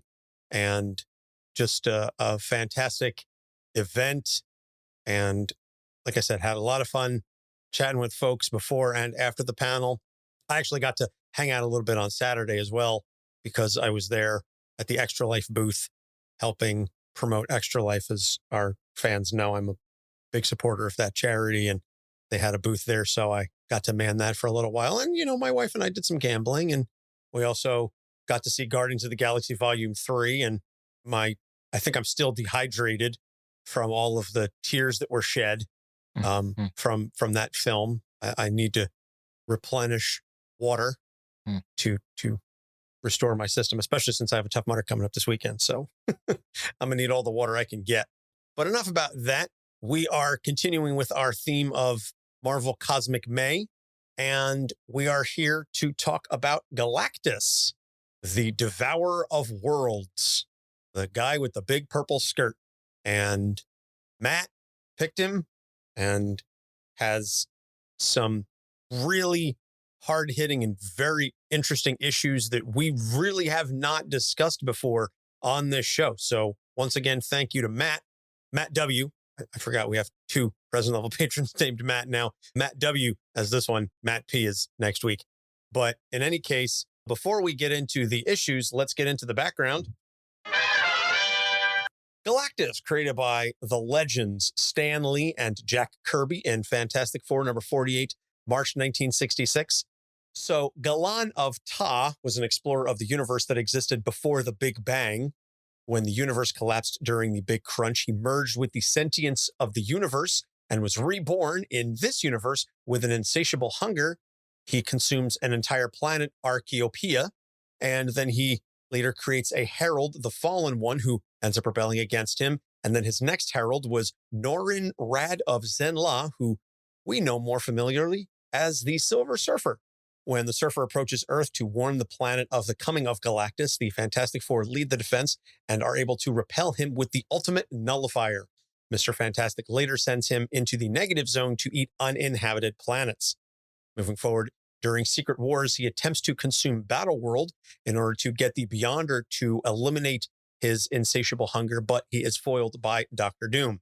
He gets turned into a star by his own consuming machines. This releases Abraxas, which is an awesome Santana album, by the way.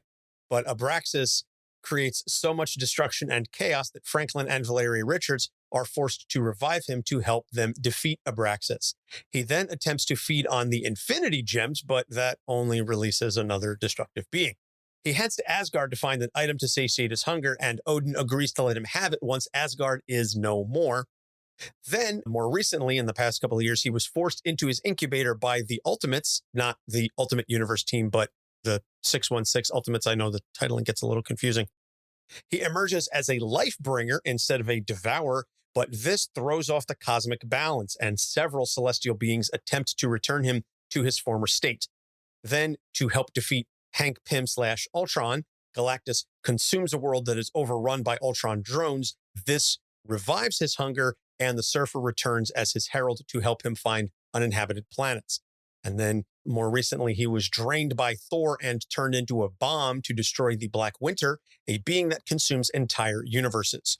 So Galactus, long story short, massive being, usually preceded by a herald who comes to visit the world to say, your time is limited, please flee your planet. Galactus is going to consume the entire thing. So if Galactus shows up, it's generally not a good thing. Having said that, the interesting thing, and one of the key things that Stan Lee and Jack Kirby did when they created him, is they said, we want to create a godlike character who has a villainous effect on the story, but is not really a villain himself. And we're going to get into this in the issues, but Galactus is essentially a force of nature. The morality of good and evil are below him because he is operating on a scale so far above us that he can't conceive of our problems, which I think is just a really interesting and fascinating way to look at these kinds of things. Doc, I don't know if you want to posit anything before we even get into the issues. No, let's just jump right in. Okay. I kind of liken Galactus to a bit of a cosmic Godzilla in that he is, again, neither good nor evil. He just is. He is a force of nature. He is a cosmic constant. Y'all know anything alive's got to eat. That's basically what it comes down to. So the issues, since this is a Matt W. episode, he's got his write-up. Galactus, the Devourer of Worlds, the Harbinger of Civilization's End, and an eco-friendly, sustainable farmer.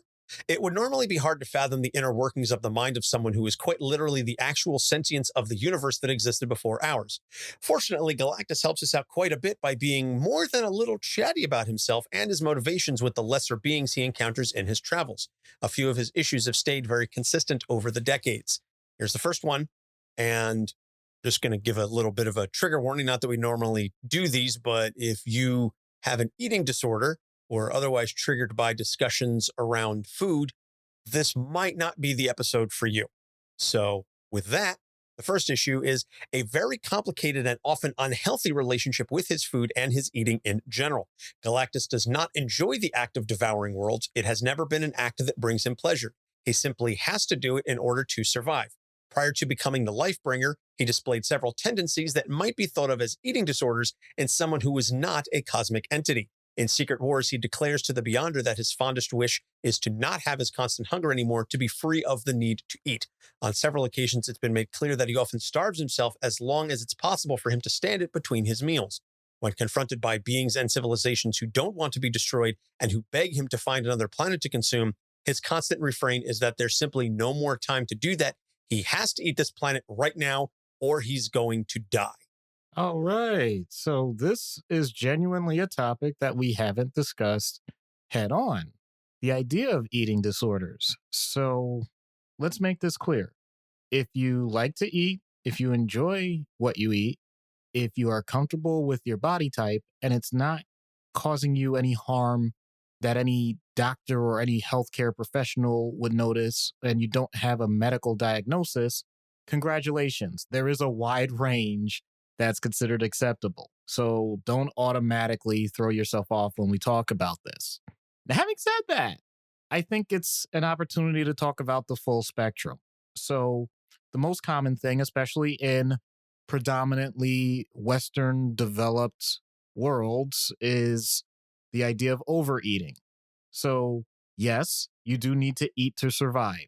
I'm not going to get into specific diets because that's not as important to this specific topic when it comes to the disorders.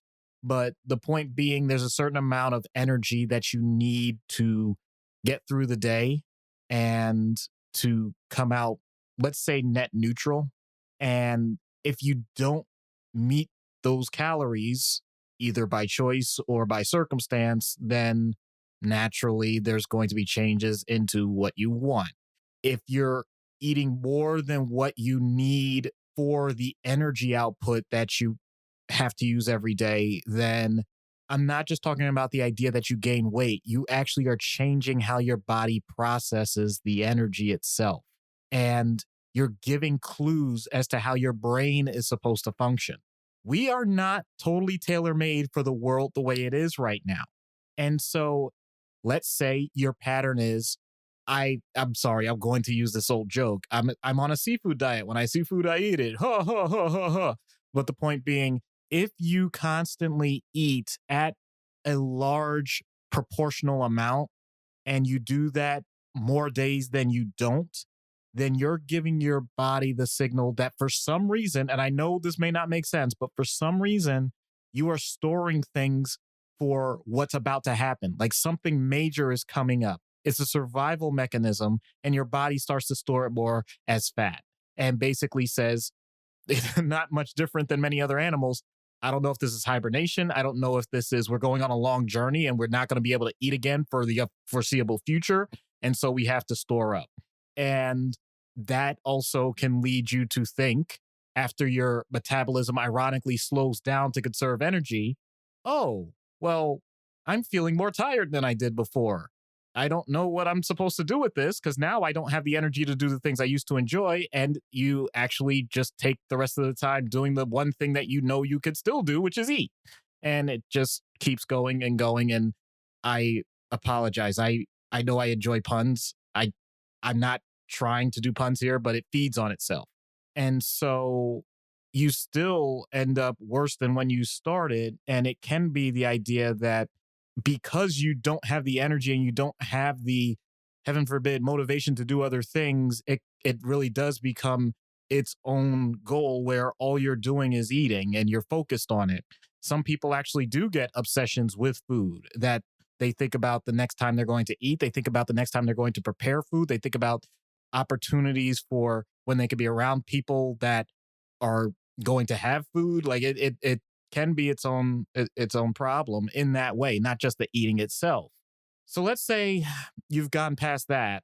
And let's say you actually have, I'm not even saying body dysmorphia, but you have the idea that this is not what you wanted. And now we're getting into more what Galactus has. Like, okay, I don't necessarily like this. Well, guess what? You can actually go the opposite direction and you could say, well, then I'm just not going to eat.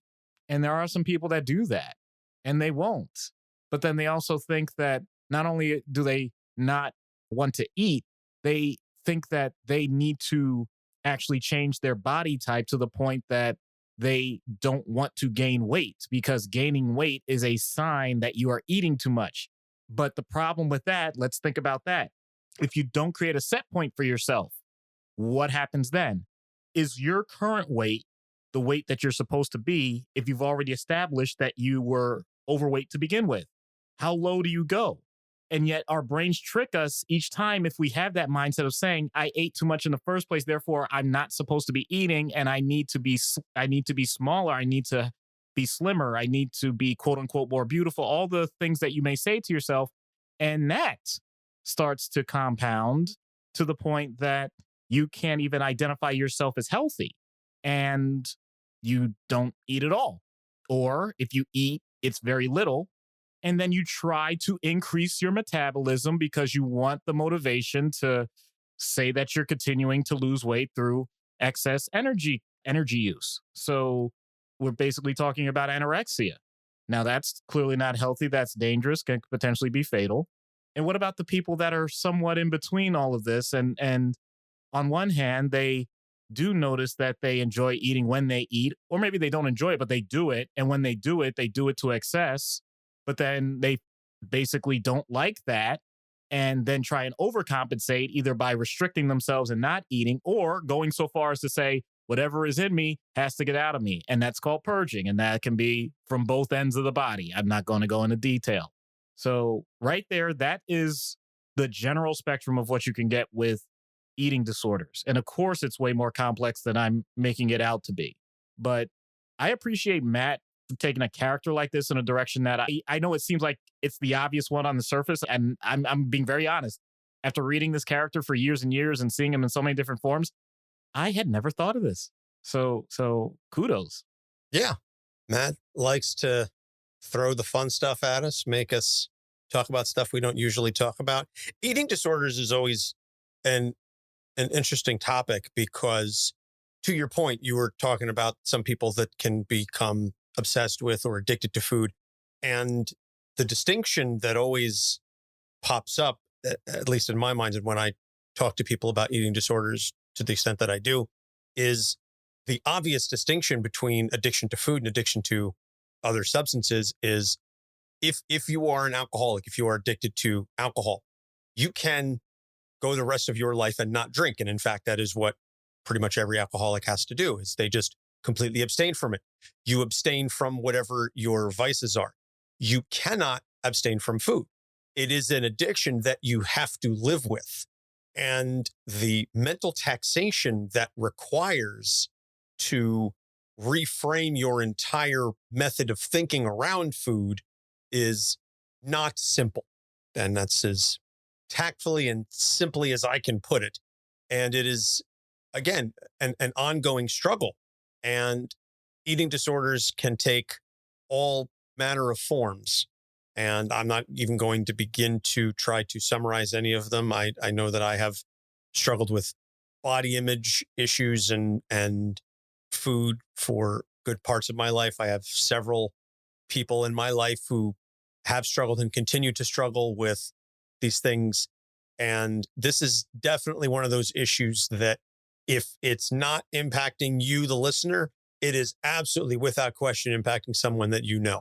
Everybody, every single person knows someone with some type of eating disorder.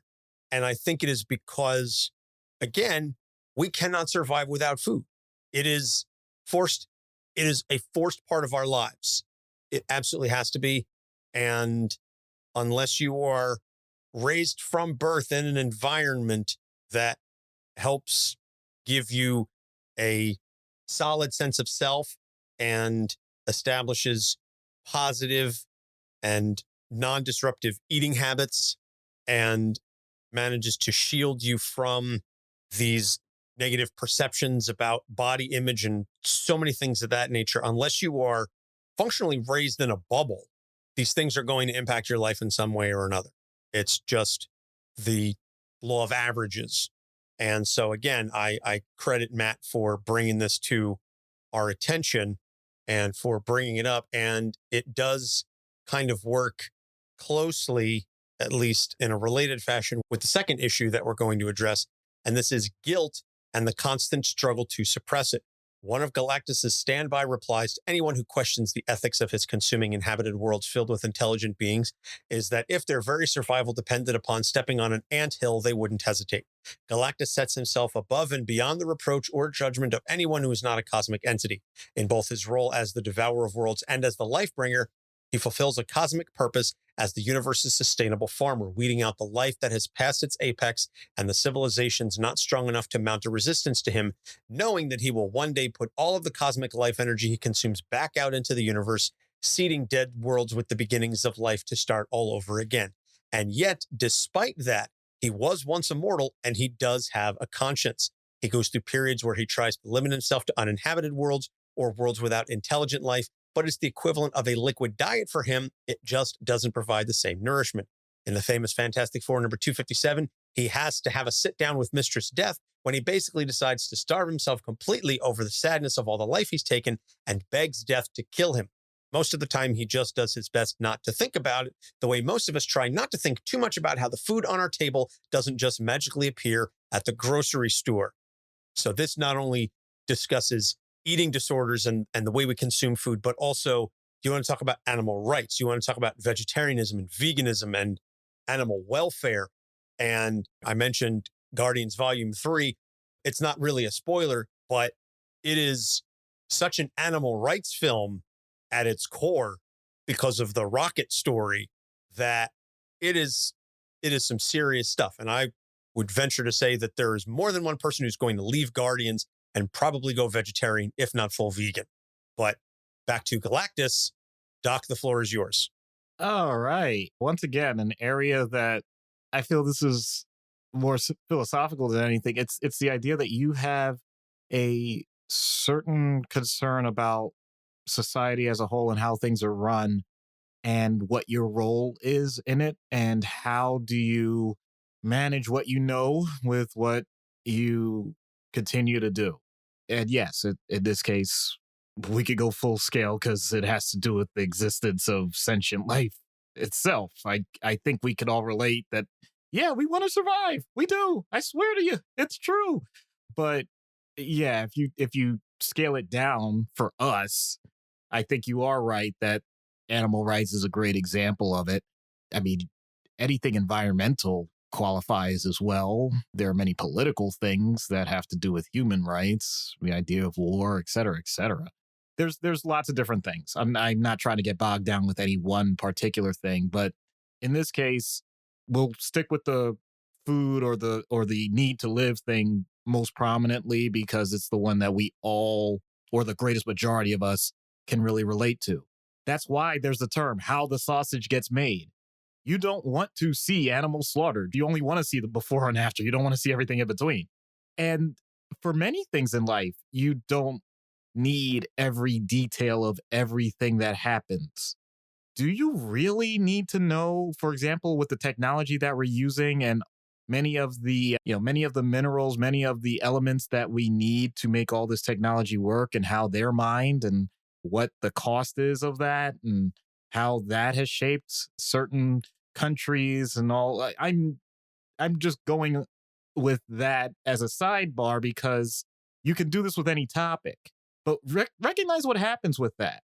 I could, in theory, stop the podcast right now and wait for people to have responses to this. And we could do this until, I don't know, maybe sometime next week.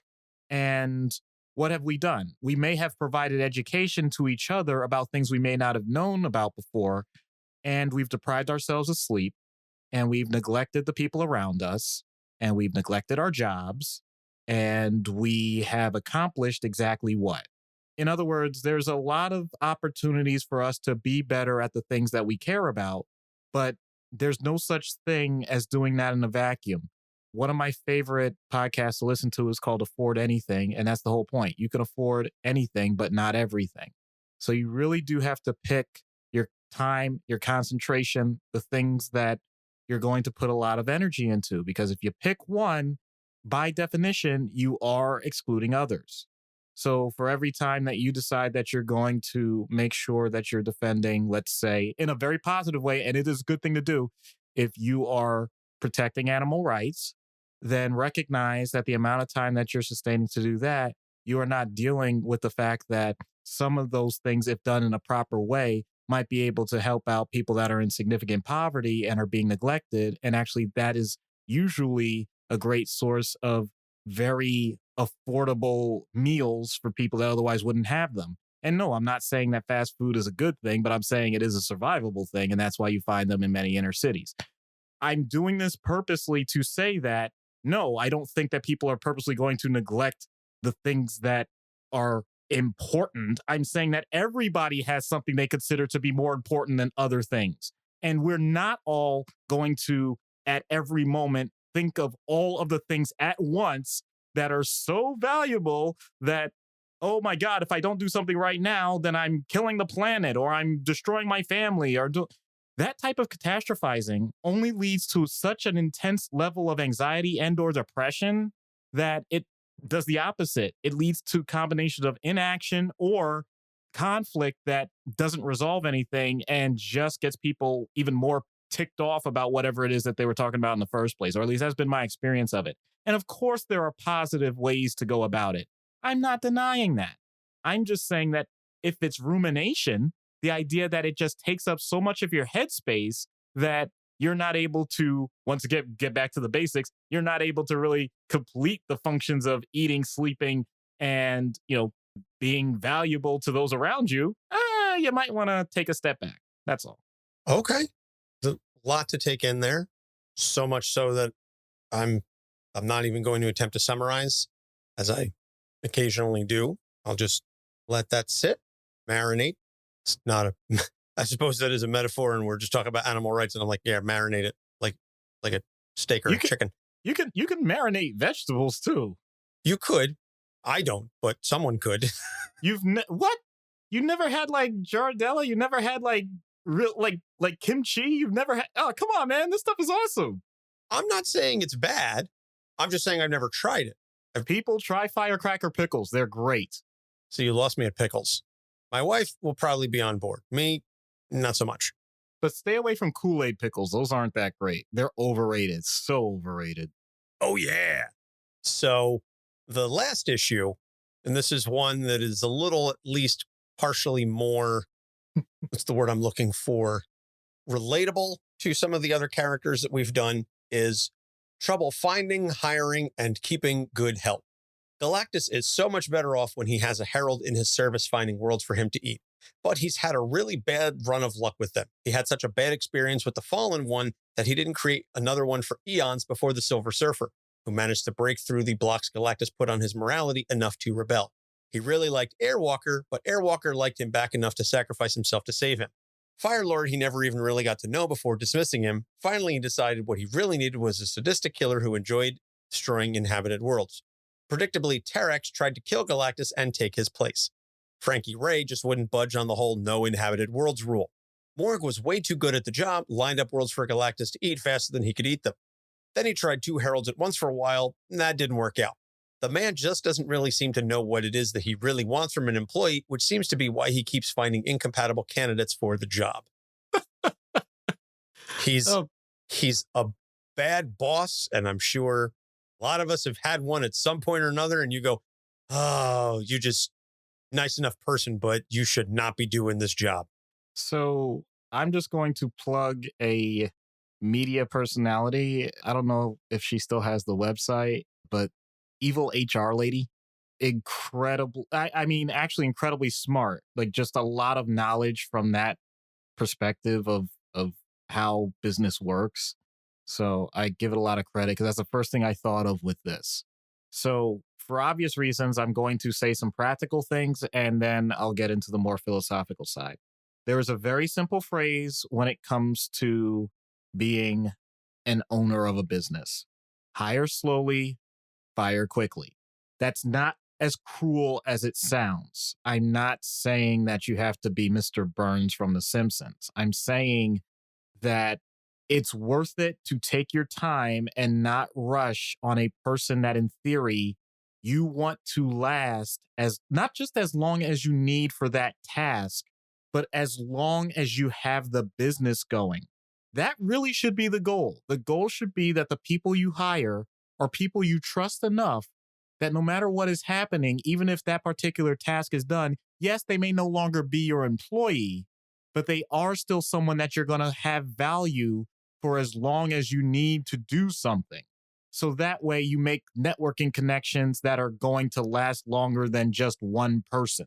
And that makes a huge difference, more so than whether or not they can complete the thing that you want. Of course, the number one thing is complete what you want, but too often we just shortchange it. And that is at greater risk nowadays when you have things like Fiverr and everything. It's wonderful. It's wonderful for people at to be honest, at Anthony and our scale, because the idea is we just need to get these things done to make things work and survive. That's fine. I'm not knocking it. I'm saying, though, once you get to a certain level where you know, okay, I have what I think is truly sustainable. I want to keep growing. I want to serve more customers. I want to do more with whatever it is I'm doing. Then yes, it does mean that you may want to take the time to interview multiple people, even if it means your business is going to grow slower, because then you actually have what's more likely going to be a proper sample size of what's out there in the first place. Because if you take the first person that looks good on paper and they interview okay, then you have no idea what you're comparing them to. In which case, you just gave an opportunity to everybody else, for all the people that are remaining, to just go ahead and cherry pick. And that's not really a good idea. Meanwhile, let's say things aren't working out. Then there's two sides to that. The employee knows what they want in the sense that if they're unhappy, guess what's going to happen? At some point, they're either going to do a worse job or they're going to leave. And let's be honest, which would you rather have? Would you rather have someone that is not doing a good job for you stick around and be passive aggressive? Or would you want someone who says, you know what, this isn't working out. I do think, though, that there's some opportunities here, and you let that person take that other opportunity. Now, when I say it like that, that doesn't sound horrible. But if I say, wow, okay, we did a 3-month review and it seems like it's just not working out and you need to go. It's like, oh my goodness, now I'm just being a cold, mean-hearted person. And that's not even the point, you know? So that's a big part of this. And now for the philosophical side. And the reason I said philosophical is because I'm just going to be funny, y'all. So this is not politically correct. And no, you have to be careful around kids. But if you look up the special Steve Harvey, One Man, and he talks about his job experiences. And yes, there is some dated comedy in there. But the point being, what I get out of it is people handle the ideas of hiring and firing a bit different depending on their expectations and their background, and especially in middle management. And I'm sorry, I still think it's hilarious. And if that gets me canceled, so be it. But it is worth looking up just for that. I love it, you know? So in that sense, I'm going to say, just give me my check. Just give me my check. Give me my check. All right. I'm sorry. I had to throw that in there because when I read Matt's thing, that's all I was thinking of in terms of hiring help. Like, there's no way you know how every person is going to react in a situation where there's a reason why I call it work. It's because you have to give incentive for someone to do something they wouldn't otherwise do. That's why it's work. So when you start with that, recognize that no, you're not looking for a friend. No, you're not looking for someone with a pretty face, unless you are looking for someone with a pretty face, like you're going to modeling or something. I get it. But I'm just saying, yes, focus on the job, but focus on the person and how that person helps with the job, not just their ability to do the job alone. The whole thing about work is I'm being compensated for my time, that you are going to compensate my time sufficiently that the work and labor and service that I am providing to you is worth more to me than the time that I could be spending elsewhere. That is the singular, boiled down notion of work, of time, around labor and everything. But when you were talking earlier, it reminded me of a plaque that is hanging outside one of my coworkers' cubes. And it said that, and I'm trying to recall it from memory as best as I can. The CFO and CEO of a company are talking, and it's about training employees. And the CEO says, what if we train our employees well, I know what you're and then talking they about. leave, and then they leave the job? And the CFO says, what if we don't train them well and they stay? I've kind of butchered it, but you get the idea. No, that's exactly it. You didn't butcher it. That's it. That really is it. It's this notion that, at least from a managerial perspective, you have to provide your employees with the resources they need to do the job well and effectively. And you need to compensate them for their time, for that training, and for that effort. Unfortunately, we're in a time where neither of those things are happening right now. And that's why you're seeing so many people either switching jobs or quote unquote quiet quitting, which is really just corporate jargon, buzzwords for acting your wage, which is I'm not going to go above and beyond unless I'm compensated for it. And the notion that people are only going to do exactly what is required of them, only what is exactly necessary for their job, and only exactly what they have to do within the confines of their hours of employment, and limiting themselves to that. If that ripples throughout the entire work sector, the entire house of cards collapses. That's the kind of the notion behind a general strike, is that idea writ large. Is it's not just I'm only going to do what is required of me. It's I'm not going to do a damn thing and see what happens. France has been watching that play out as of late because of everything going on there. Vive la France. But Tony, what are you trying to say? You know damn well what are you trying to say. He's not going to do a damn thing. Sorry, the whole Steve Harvey thing. I love that. I just love the whole thing. It really does encapsulate like when a person is getting fired, like the range of what can happen. Just I'm sorry. I'm really advocating this. That's the one where it's firing the white guy versus the black guy. Yeah. Yep. Okay, I know what you're talking about. I was trying because I know he says it that way, but my point is I don't give a damn about the race part. It's just like, yeah, you got some people that are going to flip out, man. Yep. Oh, you're going to have to get security in here. You're going to have to drag my ass out the building. Yeah. It's good stuff. Good stuff. So we're going to take a break. We're going to plug a couple shows. And when we get back, we will get into treatment. Stick around. I'm Lauren from Legends of S.H.I.E.L.D., a Marvel Universe fan show, part of the Gonna Geek Network, just like the show you're checking out now. Shows on the network are individually owned, and opinions expressed may not reflect others. Find other incredible geeky shows at GonnaGeekNetwork.com. Hello, everybody. I'm Steampunk Link. And I'm ME0. And we are the hosts of the SNEScapades podcast, a chronological journey through the North American Super Nintendo library, 3 games-ish at a time. We play them briefly, judge them harshly, and rank them. As we do that, we go into the history of the games in question, who made them, when they were made, and any interesting stories that surround them. And we'll also probably sprinkle in a few bits of leftist politics here and there. Just look for SNEScapades on Anchor or your favorite podcast app. You can also check us out on honestpiranha.com. We hope to see you there, and play it loud. Hey, I'm Jordan Bloom, and you're listening to Capes on the Couch. And we're back. So treatment.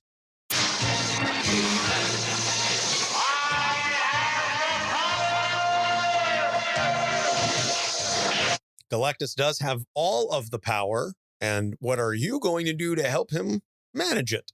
I don't even know where to start. Like, is there such a thing as like I don't know what you want to call it. How do you count calories? Like, I mean, what's the scale on that? How many billions of joules of energy is this? What am I even doing?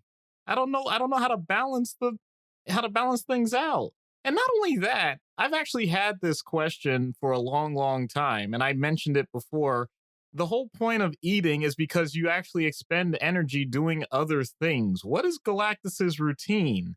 Is he like not just, I get it. It must take a lot to get from world to world, but like, does he have an exercise routine in between? I want to find these things out.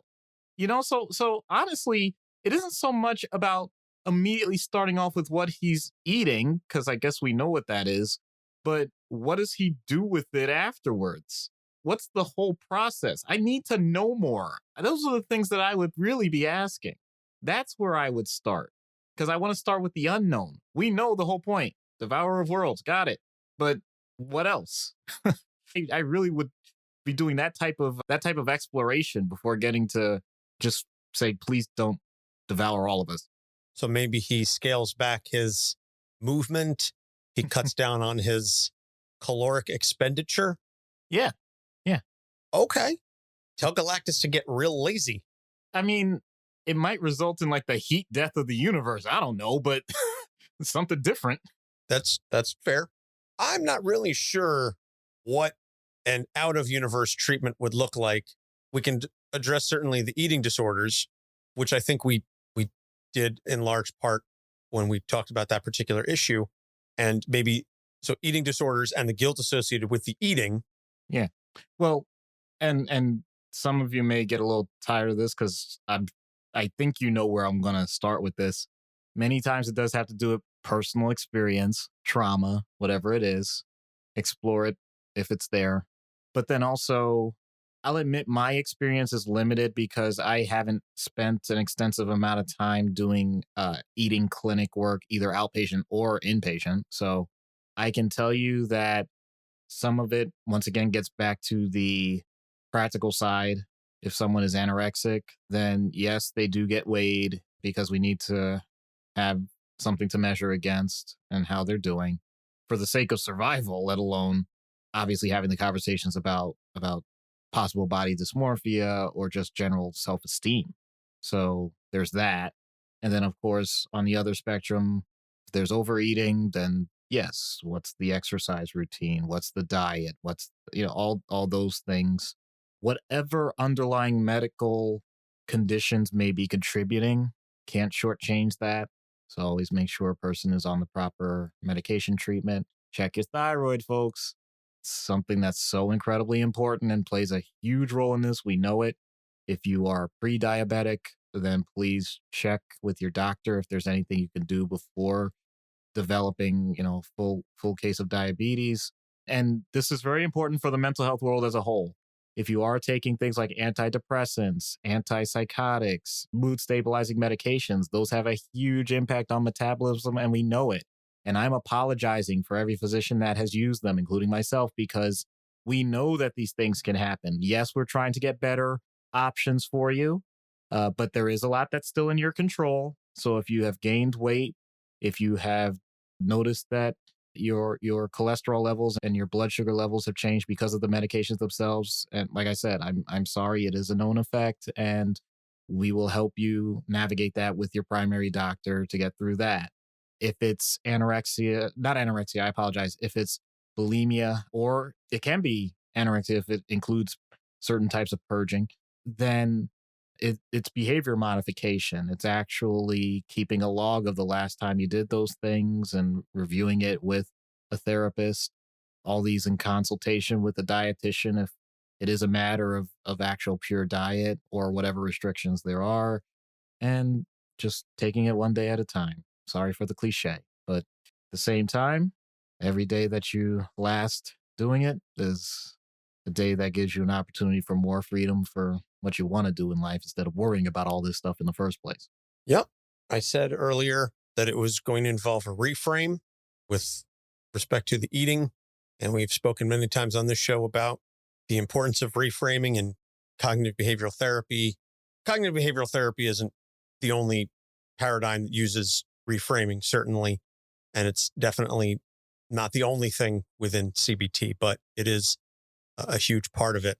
So the one thing I'll say about eating disorders is it is very difficult to address at times because the person who has it may not necessarily be aware of it or the extent to which they're aware of it. But the flip side is those around that person may not be comfortable in raising it. They may, in some cases, have it themselves. They may potentially misdiagnose something or state it incorrectly. There's a whole host of issues associated with the possibility of telling somebody, I think you may have an eating disorder, because, again, there's just a host of stigmas attached to it. And I've said this before on other shows and in other instances, that we as a society and as a culture have conflated 4 separate variables that ultimately I think have very little to nothing to do with each other, but we've kind of collectively associated them with one another. And that is weight, health, beauty, and value to society. That skinny equals healthy, skinny equals beautiful, and beautiful equals valuable. So if you don't fit into any of those categories, or at least what society deems as within the acceptable parameters, then you are an other, or you get less positive treatment. It's a topic for like a whole other podcast, and I didn't really want to get down that rabbit hole to this extent. But when we're talking about these kinds of things, I just feel, again, it's important to raise these things. Just because you're skinny doesn't mean you're healthy. Just because you're fat doesn't mean you're not.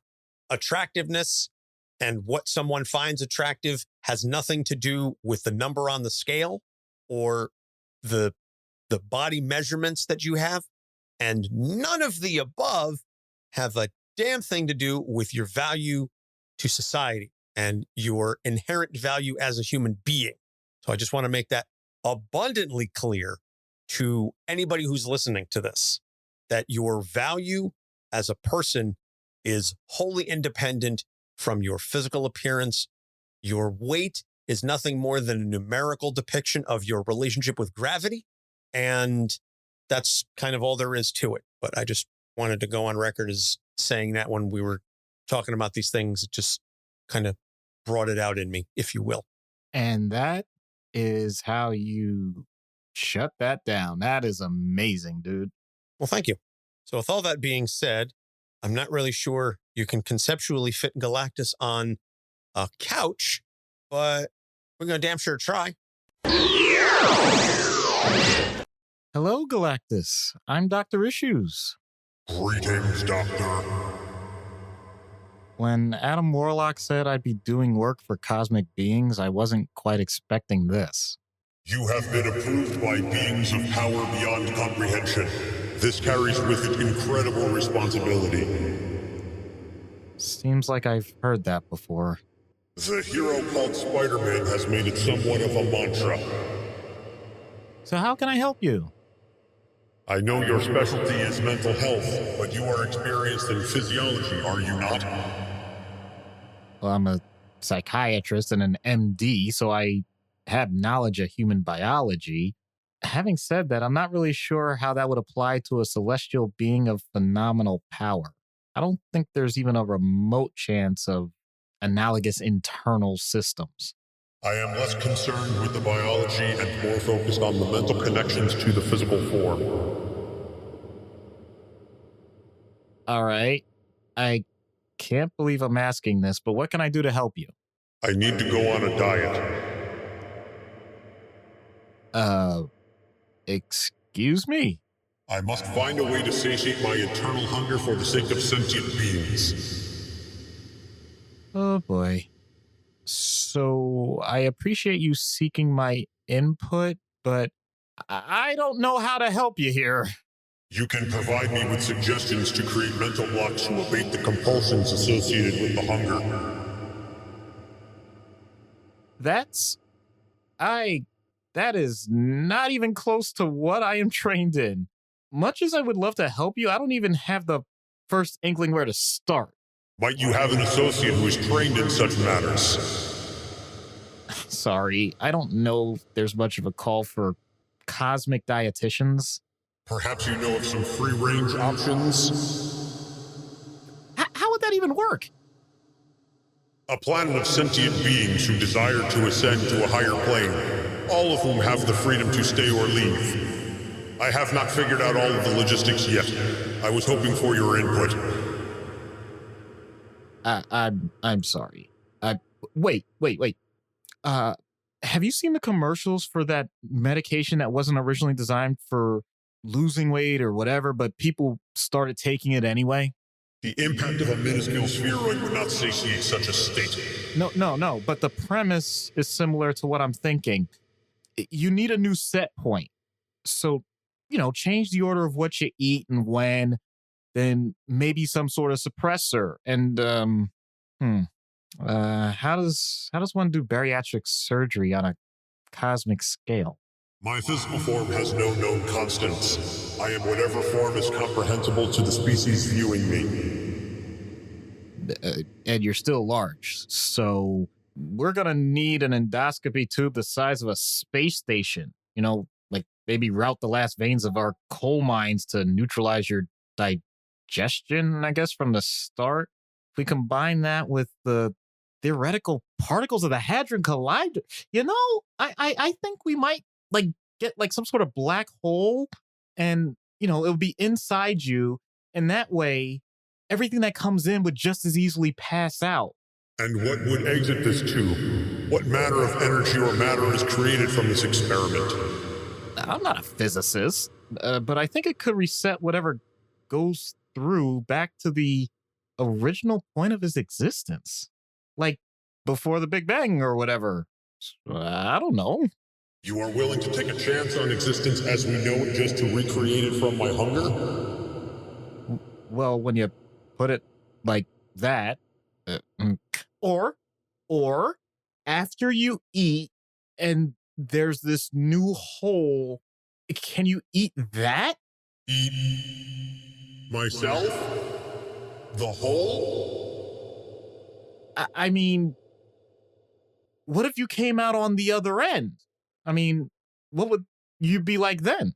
You are attempting to navigate concepts far beyond the precepts of your mortal brain. Take care, Doctor, that you do not force yourself into a state from which you cannot recover. Or do so. Either way, Galactus will persist. Probably, but I don't know. What would you have? Sorry. But probably, but would you though? I mean, how do we know you wouldn't become like this infinite digestive loop feeding on itself for eternity? And then you wouldn't even have the need for outside worlds. You'd kind of be in this steady state. Nobody else gets devoured. I mean, that sounds like a fair trade, right? Your morality operates on a scale infinitesimal to one such as Galactus. These concerns are as important to me as those of an ant are to you. There are far greater universal threats at risk if the cosmic balance is destabilized. Before such an experiment proceeds, I must ponder the effects on the universal scale. I will consult with the Living Tribunal, Eternity, and the Cosmic Council. And as a doctor, I guess I should give some basic advice. Eat rocky planets for fiber, but not Uranus because it's too gassy. This is true. Although this encounter is not what I expected, you have enhanced the possible futures of all that will ever be. This will not be forgotten, Doctor. I don't quite think he got what you were going for. I gotta admit, I have this thing about higher powers, like not God themselves, but just, beings that think they're all that. And I'm like, I really was this close to having him shove his own head up his own exit hole. I was so close. Yeah. Rectal cranial inversion on a cosmic scale. That would have been something to see, I suppose.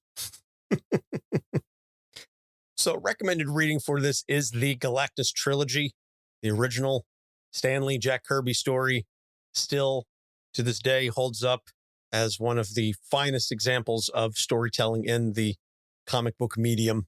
Go find it in the trades or the Fantastic Four omnibuses, whatever. I have over here, which Fantastic Four omnibus do I have? I have Lee Kirby Volume 4, and this covers 94 through 125. So I would say it's probably in Omnibus 2, probably the one that contains the Galactus trilogy.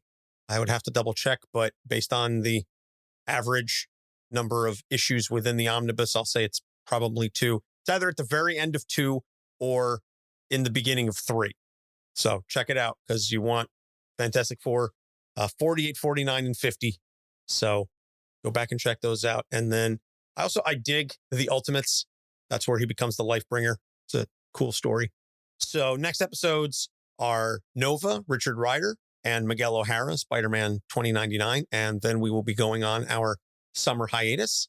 So you can check out all of our episodes on our website, capesonthecouch.com. We're on Facebook, Instagram, Twitter, and TikTok. And you can also find us on the Gonna Geek Network, GonnaGeekNetwork.com, and check out all the other shows on the network.